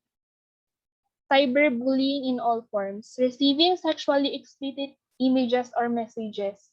So, ayan nga, yung natakel ni Ma'am Kate Parchamento kanina, cyberbullying. There have been reports in the media of youth being harassed by email posting on websites, instant messages, and mobile text messages worldwide. So we should be careful. We should think twice before posting or sharing posts. Yun nga, may kasabihan tayo na think before we click. 4. Privacy issues including disclosure of personal information. Yan. People might use our information, so don't share any personal information to prevent serious threat like yun, yung sinasabi ni Sir Perfecto kanina, yung identity theft. Kasi ang dami natin nilalagay sa, kunwari, Facebook. Nandun na yung password, tapos yung mga, yun nga, yung kunwari ngayon, ang daming nagpo-post na like yung pag nagpabakuna tayo, yung vaccine natin, nakalagay doon na ganito, saan ka binakuna. Or yung mga grades ng anak natin, o kaya yung mga certificates, ganyan. Sa mundo ngayon, ang dami nang nag-duplicate. Kunwari, dyan sa recto, ang dami niyan.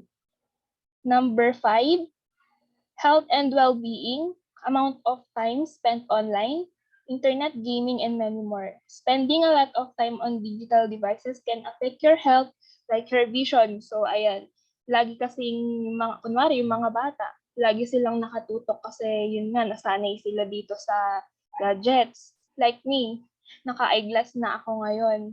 So, avoid natin yung too much exposure kasi yun yung radiation talaga. Technology influences shape the way human act today. Yun nga, wala na tayong physical na kunwari nag-exercise tayo, puro laptop na lang tayo, puro gadgets na lang tayo. 6, prolonged exposure to online technologies, particularly at early age. Yun, yung mga bata ngayon, parang same lang siya sa number 5. Number 7, addiction to gambling and gaming. Lahat tayo, alam yan. Kunwari yung mga online playing cards, tsaka yung cockfighting. Yung mga manok na naglalaban, nakikita niyo yun? Ang daming naglalabas ng pera dyan.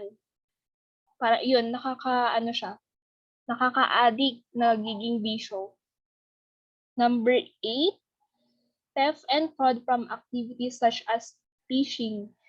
Yung nandun din, natakal na kay Ma'am Kate Parchamento. So, ulitin ko lang, yung phishing is stealing users' data, login credentials, and credit numbers. It occurs when an attacker masquerading as a trusted entity dupes a victim into opening an email, instant messages, or text messages. So, yan yung mga nag-a-appear sa screen natin. Kunwari, nanalo ka ng ganito, ikaw, ayan naman, happy-happy ka. Tapos, clinic mo yung site na yon, o di ba? Nag-provide ka ng informations kung saan ka nakatira, anong credit number, ganyan. 9, viruses, trojans, spyware, and other malware. So, ayan, nagsisilabasan na yung viruses. Yung spyware, is a type of malware used to spy on users' activity on a computer. Hindi natin alam naman na pala nila yung mga nilalagay nating info. Yung spyware, hindi siya, wait lang. Spyware is generally not self-proliferating. It is not spread from infected system to infected system. Usually, spyware is downloaded from a website. So, ayan. Download ng apps, hindi natin alam kung ano yung magiging cause niyan. And number 10, social pressures to maintain online network via texting and social networking sites. Yan po, yan yung mga safety issues on the use of ICT, yung mga negative sides po. Yun lang po, thank you. Next po, Ma'am Janice S. Apostol.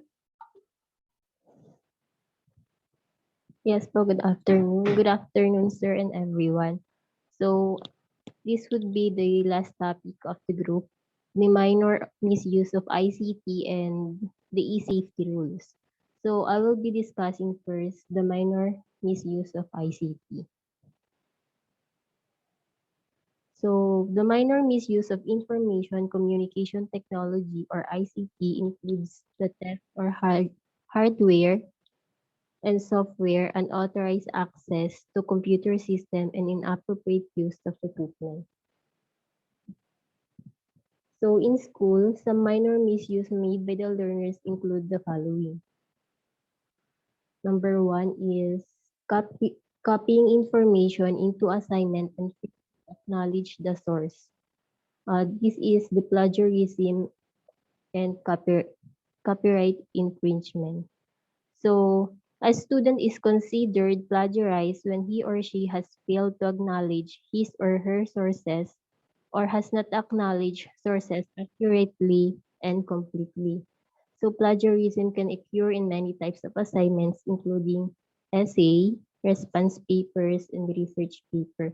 So kung binasa po natin yung course guideline kay Sir Petty, one of his course policy is plagiarism is a crime, be original. So number 2, downloading materials not relevant to their studies. So I have research here according to JLB College Counseling. The following is needed to consider when downloading materials. Number 1 is stick to trusted websites. So low quality website or websites written in poor English should be a huge warning. You should download study materials from websites using secure servers or evidenced by their security seals and with the HTTPS in the URL pag nagbo-browse po tayo. So, if you can trust the website, you don't have a guarantee that you are downloading exactly what it is that you think you're downloading. So your study materials could be bundled with malware that will compromise the security and affect the performance of your computer. And as a student, you can't afford to have your computer stop working from you. So, be careful po kasi may mga downloadable materials na may mga viruses po. So, it will affect your device, your cell phone, your laptops, or your computer. And itong mga virus din po na to, pwedeng makorrupt po yung mga documents file po natin. And number 2, be careful on school Wi-Fi. School Wi-Fi is a big help, but it's not always the most secure way to send or receive information. You are sharing the connection with everyone else who attends your school, and you have no way of knowing whether or not your classmates are trustworthy as you are.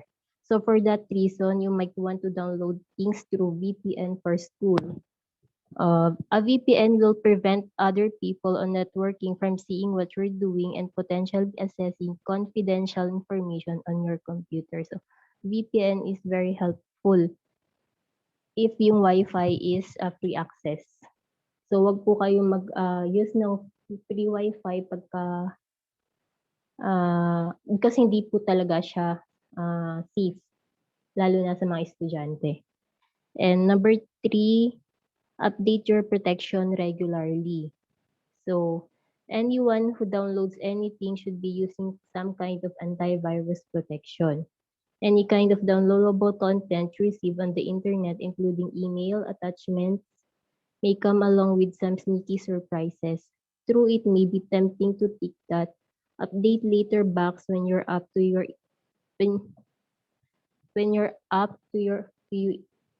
ears in assignments.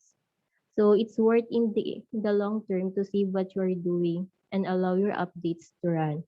So these updates come every time your antivirus software is made aware of new potential threat, and you need to stop the threat before it makes its way to you. So always update your antivirus regularly. Number 4, be cautious with file sharing. So some study materials will come into torrents. In the worst cases, these torrents don't actually contain what they are supposed to. Torrents are often free, which is huge draw for students on a budget. Before you download the torrent you believe to be the materials you need to help you complete a project, investigate a little further. Make sure you are choosing a torrent with lots of valuable comments and a lot of seeders. If anyone has noticed something suspicious with the torrent, they'll likely alert the other users that the content within the files is not what it appears to be. So, torrent is an application din po para makapag-download po tayo ng mga materials. And number 5, make sure you are not violating copyright laws. So, nabanggit na nga po ito ni Sir kanina na before yung mga copyright laws.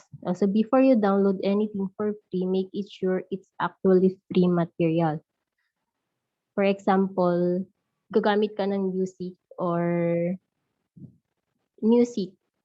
make it sure na free ito because some educational publishing companies hold copyrights on their materials and do not permit them to share it online for free. So if you're found breaching their security, they can and will pursue you. You can get in trouble with your internet service provider and maybe sometimes be required to pay a fine for illegally downloading protected material. So if the material is for sale, you're better off taking out your credit card than taking huge risks. So, wag po kayong mag-download ng mga material unless meron po tayong credit card na pambayad. So, it's very easy to find helpful study materials online, and many websites offer these materials for free. Just making sure you were on the side of caution before you click the download button. And number 3, misuse of ICT is misconduct associated with subject logins such as using someone else's password. So using someone else's password, even with their knowledge and permission, is a federal criminal offense. This decision turns into notorious Computer Fraud and Abuse Act, or the CFAA, and supports one of the most troubling application of the law, prosecution based on password sharing. So it will also considered as hacking kahit may permission po yung may-ari ng password. And number 4, leaving a mobile phone turned on during class period. So please turn off or put your phone on airplane or do not disturb mode. This is usually a policy or rule in a classroom. So many studies have found a cell phone to be an impediment of learning in class. Cell phone use is a distraction to all members of class, especially yourself. So in addition with this, cognitive and behavioral scientists have found that electronic device can erode ability to concentration. So kahit noon pa man po, cellphone is strictly not allowed during class. But nowadays, in this pandemic time, it's very useful kasi yun na po yung ginagamit natin to communicate and to learn. And number 4, unauthorized taking of pictures or images with mobile phone or camera. So, number 5 po pala yun. Number 5. So, when does taking a photo violate privacy rights? It is generally permissible for people to take photographs at any public place or any private place that they own or rent. So, being present on someone else's private property generally requires the property owner's consent to take photos. So, ask permission. And let's now proceed to the e-safety rules. Next slide, please. Thank you, sir. So, e-safety rules. With all above concerns and many more, how do you confront all of this to protect our future generation? So, this e-safety rules is a procedure or guideline that will help to protect the young people in the online world. So let us define first e-safety. In simple terms, e-safety is the concept of protecting users as they navigate the internet, especially those most vulnerable. It tries to protect users from potentially harmful content that can be found on apps or websites, or the effects of such content such as grooming, pornography, or cyberbullying. So, e-safety takes care not only on the internet technologies, but also of electronic communication via mobile phones, games, consoles, and wireless technology. So it highlights the need to educate children and young people about the benefit risks, and responsibilities of using information technology. Here are some of the e-safety issues of the e-safety. So number one, e-safety helps safeguard children and young people in digital world. So safeguarding is a vital process that protects children and as well as to adults from harm, abuse, and neglect. The safety and well-being of adults and children is important as they come into the contact with the services that school and workplace provide. So how to identify those who are potentially risk from online abuse and how to appropriately report these concerns. So I have some rules that e-safety might help to safeguard children when assessing the online world. Number one, keep personal information of children. So never or wag po ninyong ilagay yung information ng children such as yung address po nila, any picture of them, yung school name or location ng pinapasukan po nilang paaralan. And keep privacy settings on. Practice safe browsing. So always check their history browse.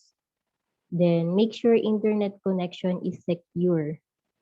Be careful what they download. Of course, number one to consider lalong-lalo na po sa mga online games, sa mga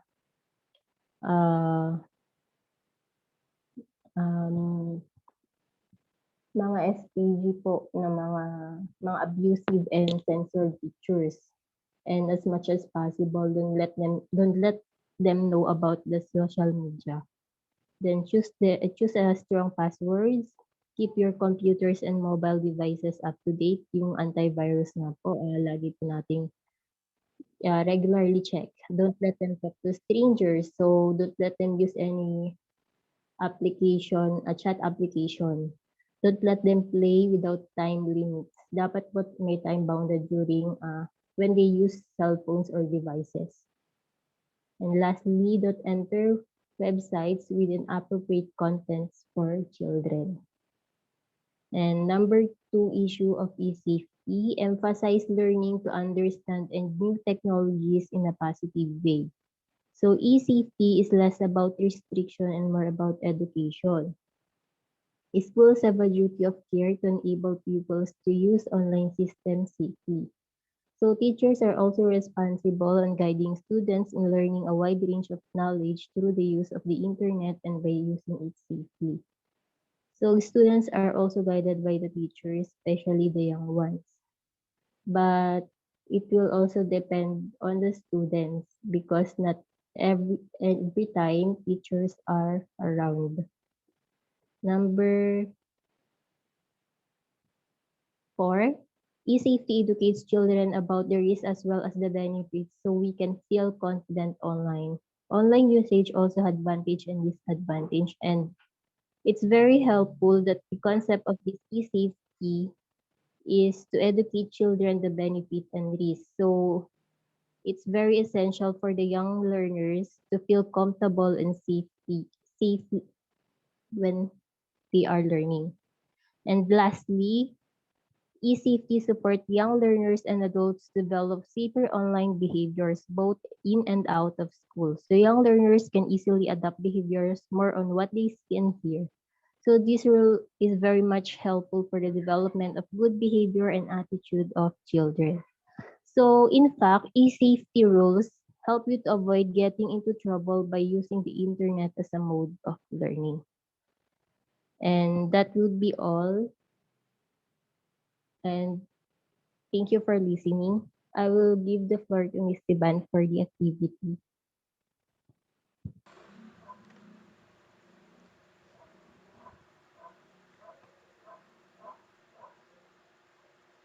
Okay, Uh, so yeah, go, Miss Laja.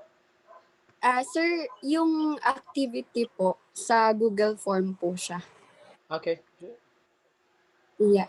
I'll send it po sa... Ay, sir, gawin po kitang collaborator po. okay.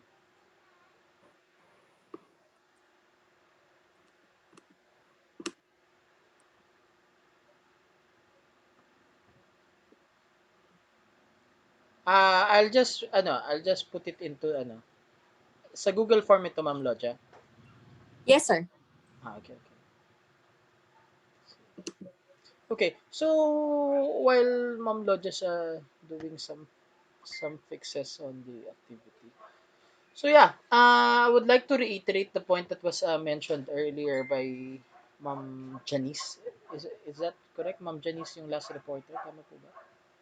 Yes po, sir. Yeah. I Opo. would like to reiterate the point that was mentioned by Ma'am Janice regarding the information that your learners are providing to you. You cannot actually share it, okay, to anyone because one, especially if your learners are minor, okay, we need to protect their information, okay, because it can be considered as child exploitation. So any information or any activity must have consent or must be considered anonymous. Okay? So, yun yung mga work ng mga bata, ganyan po. Hindi basta-basta na nagpo-post tayo. Another thing is that for college, of course, what I always do is that when you submit your when you submit your reports and everything, that is considered part of intellectual property. And uh, what I do is that I always ask my learners to, to to have how should I term it? That everything that you'll be submitting in this class will be a product of academic activity and would be limited to propriety rights and will be used, okay, for other classes pa. Okay, so ibig sabihin lahat ng isasubmit nyo dito ay magiging property na ng institution, magiging property ng department for academic activities. Ay, mga ganun. Okay. So, one is that napaka-importante kasi na isinesecure natin ang safety ng learner natin, ng safety ng ating mga ng institution, and then, of course, our own as a teacher, no? As you can see in our Facebook group, those are all Facebook groups are private. Why? Because, kasi nga, academic discussions and rants and everything are there. So, kailangan protected kayo from other people that can exploit this information, okay, or either can blackmail you. That's why safety, security are very essential and vital while using technology. Okay? Kaya nga dun sa if you get information, if you research in the internet and you will get information, avoid using or citing Wikipedia. Okay? Because Wikipedia is not a reliable source because it can be edited by anyone. So, when you do research later on. Okay. So, yan. Na-share na ni Sir Mark J. Burgos yung link. Uh, let me Sir, just... sorry, nakalimutan ko po yung ano nyo, yung email nyo po. Ano nga po ulit yung email nyo, sir? Perfecto Garcia nc@gmail.com. Okay, sir. So,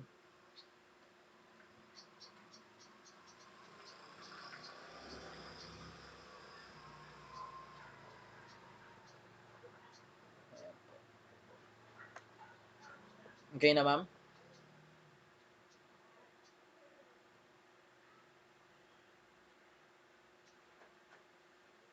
Next reporter, group 3. Ayan, sir. Okay na po. Next reporter po, group 3.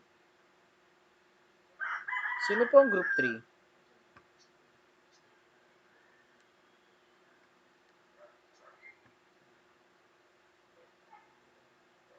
Please let me do some edit.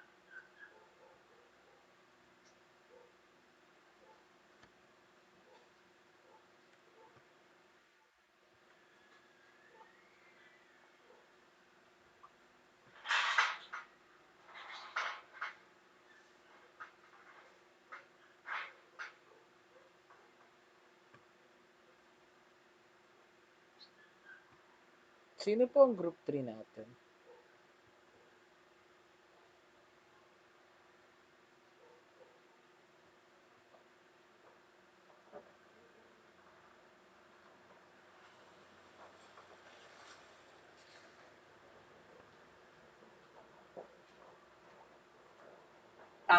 Sir, kami po yung group 3, sir. Pero yung report po namin po kay Sir Jasper po. Wala si Jasper. Yes, sir, wala po siya. Don't you worry. Meron namang wala si Jasper pero wala kayong kopya rin ng report nyo? Sir, kasi sa kanya po yung huling finalization, sir. Kaya binigay namin po sa kanya. Okay. So, ibig sabihin dahil wala siya, wala kayong kopya? Ganun po ba yun?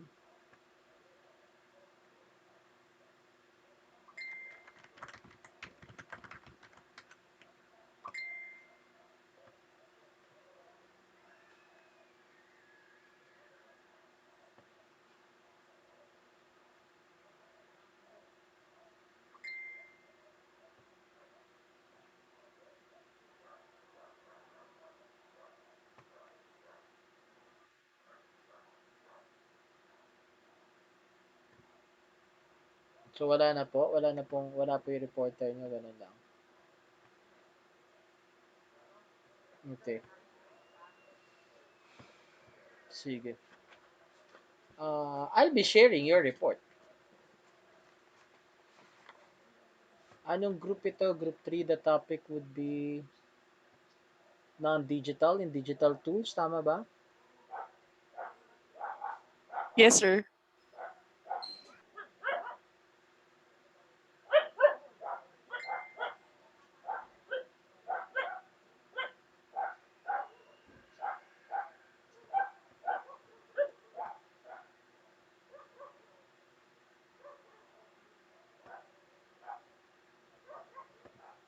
Okay. Let's have 5 minutes break. We time. Ihi muna yung gusto ihi.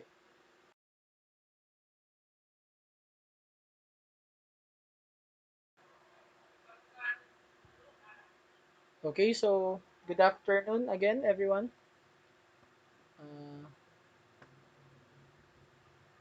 I hope you are currently doing I have already 14 responses.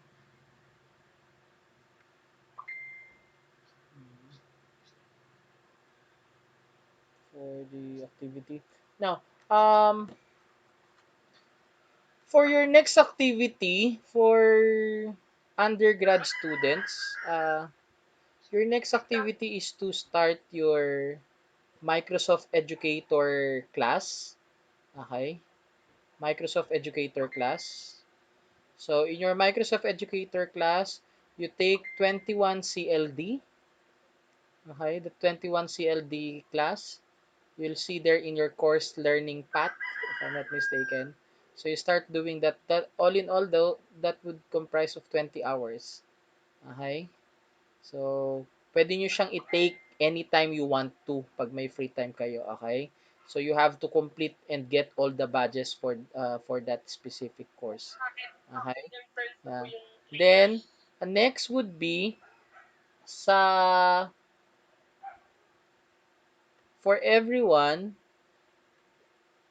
in line with this discussion, module 2 in unit 2, for earning units and undergrad, in your section, in your group, in your code, per code per section, okay? So, I want you to create a group of 4, and then a group of 6 probably, okay? A group of 6, yeah, a group of 6 to interview 2 DepEd official or 2 DepEd teacher, 2 private teacher, teacher at the private institution, and then 2 individual. Okay, 2 private individual, whether in corporate world, barangay official, anyone, basta yan. So, dalawang teacher ng DepEd, dalawang teacher sa private school, either college or high school or elementary, and then, dalawa pang tao, okay, kahit hindi sila teacher, okay lang. Okay, hindi pala. Yung dalawang huling tao, hindi teacher. So, bali, 6 na tao. Tama? So, 6 na tao. Yung mga mukha, facial expression, Bilaya, Suyatan, Godoy, ha? Okay? Ayan. So, 6 na tao, I want you to make an interview, okay, regarding the importance of ICT safety, ICT security, okay, and why it is crucial in today's life. Okay? So, sir, how long? Okay? As much as possible, I just want to have the gist of information coming from them. So you get the gist of information. And then siguro the maximum of the video compiling everyone, compiling yung 6 people, maximum of 6 minutes. So ibig sabihin at most 1 minute per person interview lang. Okay? So, I just want to get the gist. On how you'll do that, it's up to you. Parang ang dating ay infomercial na interview. Okay? Infomercial na interview ang datingan natin dito. Now, I want you to get them, I want you to ask them, I want you to ask them to sign a waiver. Okay? To sign a waiver or a consent na they agree to do the interview and they agree na okay lang sa kanilang ipalabas natin yung mga mukha nila. Okay? Are we clear? So I want you to get a consent or a waiver that they allow us to present their faces. Okay? Maliwanag po? Sir, paulit nung ICT safety and ICT safety and ICT security. Okay.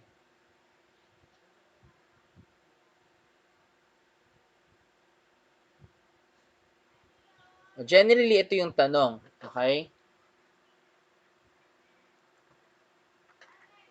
1, why, I'll be typing it here na. Why, bakit ano? Why,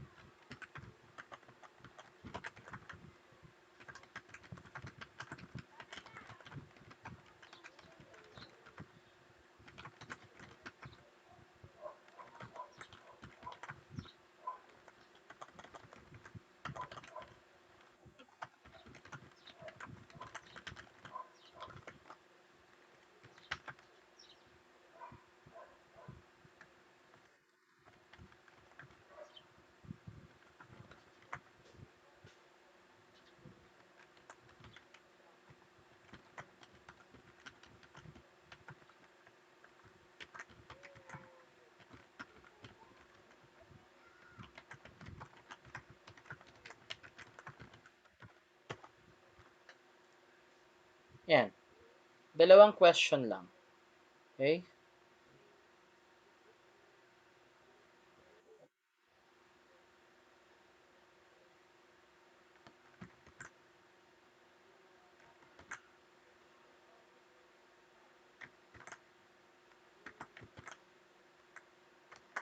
Paki-copy and paste na po ito. Hindi, ako na lang magka-copy and paste sa inyong mga GC.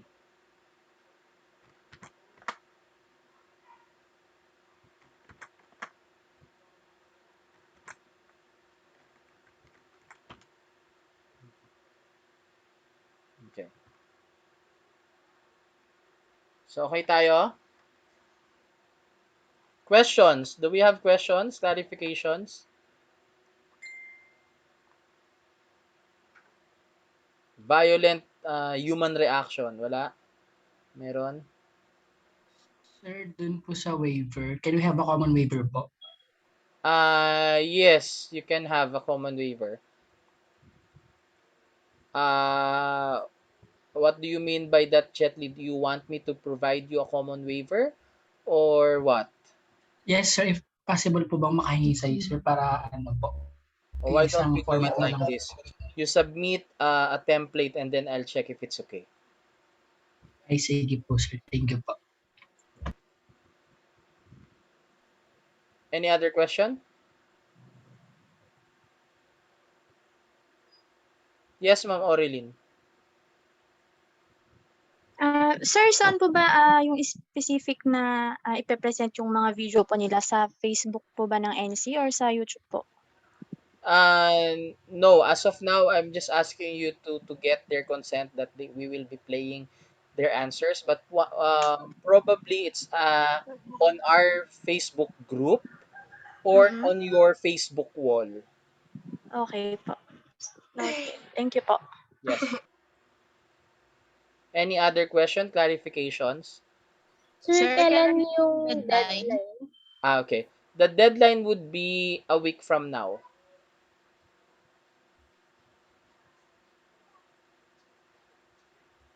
Hello, sir. Yes, Sir John. Sir, clarifications lang po. Nabanggit niyo po kasi kanina na this is for groupings, correct po Yes, ba? yes, yes. I just want to ask, sir, paano po ba yung groupings na mangyayari? Is it kami-kami na lang magugrupo or gagawa ng sariling grupo or paano po ba?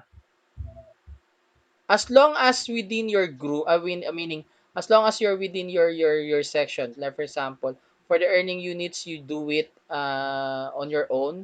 Mag-group kayo by 6. Sa undergrad, ganun din. Okay? Yung magkaka-section, ha? Hindi yung magkakapit-bahay. Okay, sir. Thank you po. So if you're in D6 or group of SED, ganun lang, dun lang para mas madali tayong magano ng recording ng assessment. What else pa po? Clarification, question? Nasa na po tayo sa Microsoft? Natapos pa lang po namin, sir, yung first po na ano. Yun tapos umpisa pa lang. Uy, 1 hour lang yun Di lahat-lahat ng badges doon sa part 9, sir. Sa 21st yun. Tapos yun na. Opo, sir. So yung buo, yung 20 hours, okay na. O sige, next nga rin Opo, tayo. You go with OneNote Academy. Yes, sir. And ano ka lang, sir, 1 week lang po itong activity natin na to, sir. Yes, this video. 1 week. Wala naman. Joke lang. What? Wala namang consideration, sir, na ano. Medyo kahit 2 weeks or kahit ano lang. 1 and a What half do you week. want? 2 weeks. Let's have it by 2 weeks.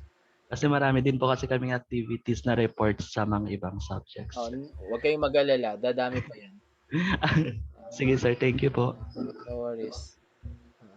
Actually, sige. Yamat at na ano nyo na. Let me introduce to you na one of your final activity in this subject. One of your final activity in this subject. Sige. Let me introduce you to Google site. Yan, introduce ko na nga sa inyo para hindi nyo ko awayin sa mga darating na araw.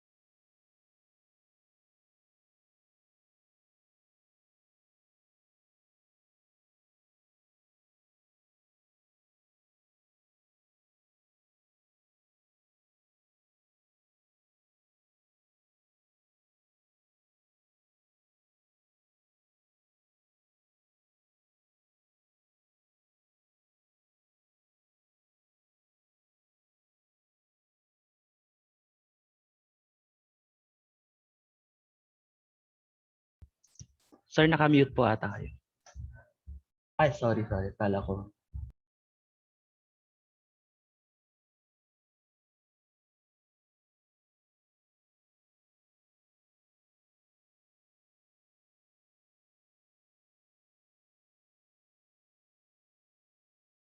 Ayan, sorry. I just I had to talk to someone. Anyways. So let me introduce to you. I hope yeah. Okay, ayan. Nakikita po ba yung sinishare ko? Yes, sir. Yes, sir. So, yeah. When I had my training for virtual assistant, okay, online job. So, ito yung ano na activity na ginawa namin. So, now, I have here one Google site. So, we'll be doing two Google site and WordPress. Pareho lang din kung ano yung gagawin sa Google site, yun din gagawin sa WordPress. But just to introduce to you. Now, as you can see, you can just type sites or Google sites and then you can enter that one. You need to publish this one. So, for this part, makikita kayo dito sa right. Dito muna tayo sa let us be familiarized with the different tools that you will be using, I should say. So, wait lang. Ayan, malinaw naman. Okay, so you have here Google site and then we have insert here text box, images, embed, drive. Okay? You can see here also layouts, various layout design. Okay? And then we also have here on the side collapsible group, table of contents, image carousel, button, divider, placeholder, YouTube, calendar, map, docs, slides, sheets, forms, and charts. Okay? For pages, you can see their home, activity, syllabus, about, project page. Ito po yan, yung nakikita nyo rito sa taas. Okay, ito po yun. If you want to add some page, you just need to click here, new page, and then magdadagdag siya ng page na kung anong gusto nyo. And then, of course, we have here theme. You can change this theme into either simple, diplomat, Aristotle, vision, level, impression, okay, or any other things. Ayan. So, now if you want to change the pictures here, as you can see, you can change there. This is the name of your site. So, uh, 30 word. 30 word. So, that would be your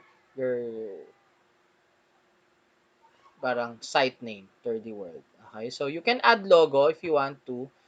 You can change navigations. Like for example, you want it to side, okay, sa top or sa side. Makikita nyo kasi dito later on, pag inopen nyo rito sa preview, you can see here, preview on this side. Okay, sa taas na ito.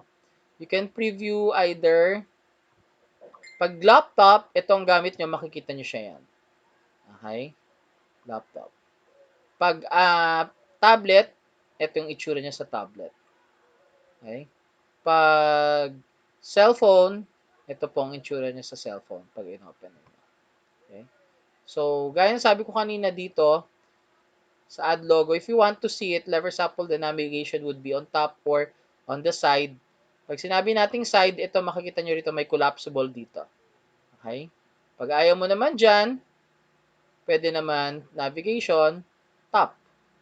So, makikita mo yung navigation tools yan sa taas. Okay, so, that's still for add logo.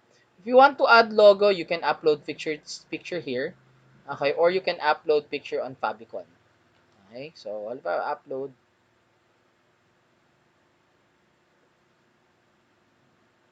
Halimbawa, sa files, wala pala akong picture dyan. So, you can just upload pictures there. So, custom domains, ito siya. If you want to make your own domain, making domain, making websites, napakamura lang eh. You can have, you can make it online for 59 pesos if I'm not mistaken. Pinakamura yon for 1 year, 59 pesos na online yung account mo. Okay, so, here, pag naglagay ka dito, let's go to activity. Pwede ka pumunta dyan. Pag halimbawa, you want to edit the activity page or you want to edit syllabus page, yan. So, when you click physical education, yan, lalabas yung sub-connected link niya. Okay? So, may makikita ka dyan mga docs. Okay? So, doon papasok itong sa layouts. Okay? Like for example, if you want to add layouts here, layouts. Ayan. Magdadagdag siya ng layouts dito. This can be a holder. You can upload image, select image from Drive or YouTube account, YouTube video, calendar and map. You can also, you can also click or add text here. It can be collapsible. Pag collapsible, may mga bababa siyang information. Okay. You can also use buttons here if you want to add buttons. Buttons for email or website, I should say. Pag mga links, ilalagay mo rito yung link. Okay. YouTube video can be added or can be included. Crash course to pa lang, no? Iyaano natin ng ano ninyo. Later on, I am just introducing it to you later on. Maggagawa tayo ng hands-on activity ninyo. So, this is pwede mo siyang i-edit na ganyan. Okay? Or pwede mo siyang i-edit ng pagano. Okay? So, bababa yung how fit are you. For project page, for example, you want to include project or activities here. Okay, you want to include Google Form, you can include Google Form here. Okay. And then for about, informations about you, ideas, okay, you can include that in home para meron siyang subpage. And then, pwede kayo mag-include dito sa ilalim ng footer. So, footer lalabas sa lahat ng pages na nandoon. Okay. Now, for 3D for WordPress, hindi siya nalalayo doon. Okay, ganun lang din yung process niya.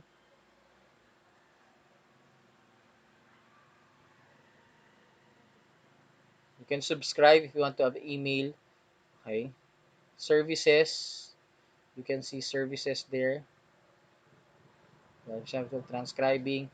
These are the things that I can offer to my prospective clients. So I can transcribe, I can manage social media account, I can do some graphic designing, video editing, SEO, search engine optimization. I do also have portfolios, my resume, cover letter, and so on. And then, of course, contact. Okay? You can contact us in this information, something like that. So, ganun lang din siya. You go to my site.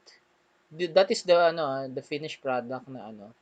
You can do some media posting pages. Okay, so you can edit. So, like for example, you want to change it. You go to reader.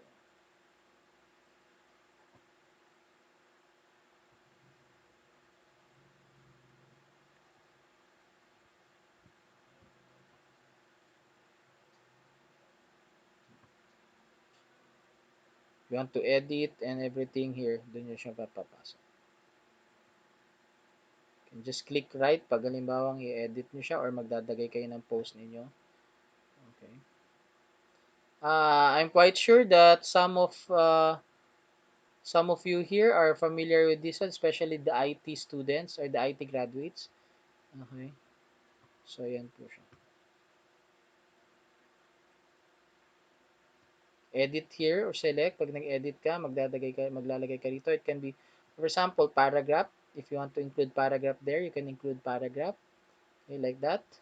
If you want to include heading, okay, you can include you can add heading here or either a list, okay, a quotes, code classic, so pre-formatted, full quote, table, verses, markdown, syntax, media, we have image, gallery, audio. Mas detailed kasi yung pwede mong gawin sa WordPress rather than on sa Google site. So you can have a practice on Google site and then later on you can do the WordPress. So for now, yun muna.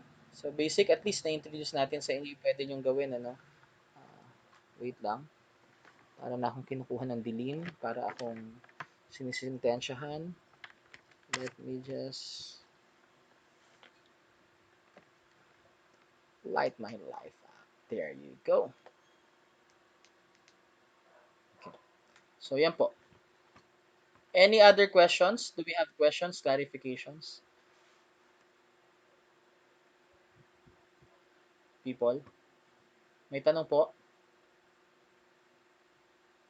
Bago tayo mag-completely 3 hours ng session.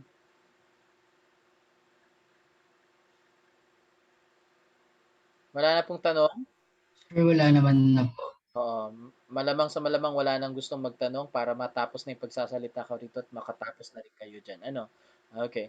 So, I do understand and thank you so much in spite of the situation. Wala, gustuhin man natin or ayaw man natin, we need to, go with the flow because this is the trend right now and this is the only way that we can do it. Later on, some of your requirements will be submitted to me personally, meaning not personally na kayo magsasubmit na dito but definitely some paperworks na ipapagawa ko sa inyo will be submitted to me, hard copy. Okay? So, wala na pong tanong. Let's call it a day. Thank you so much. I'll be ending the recording now.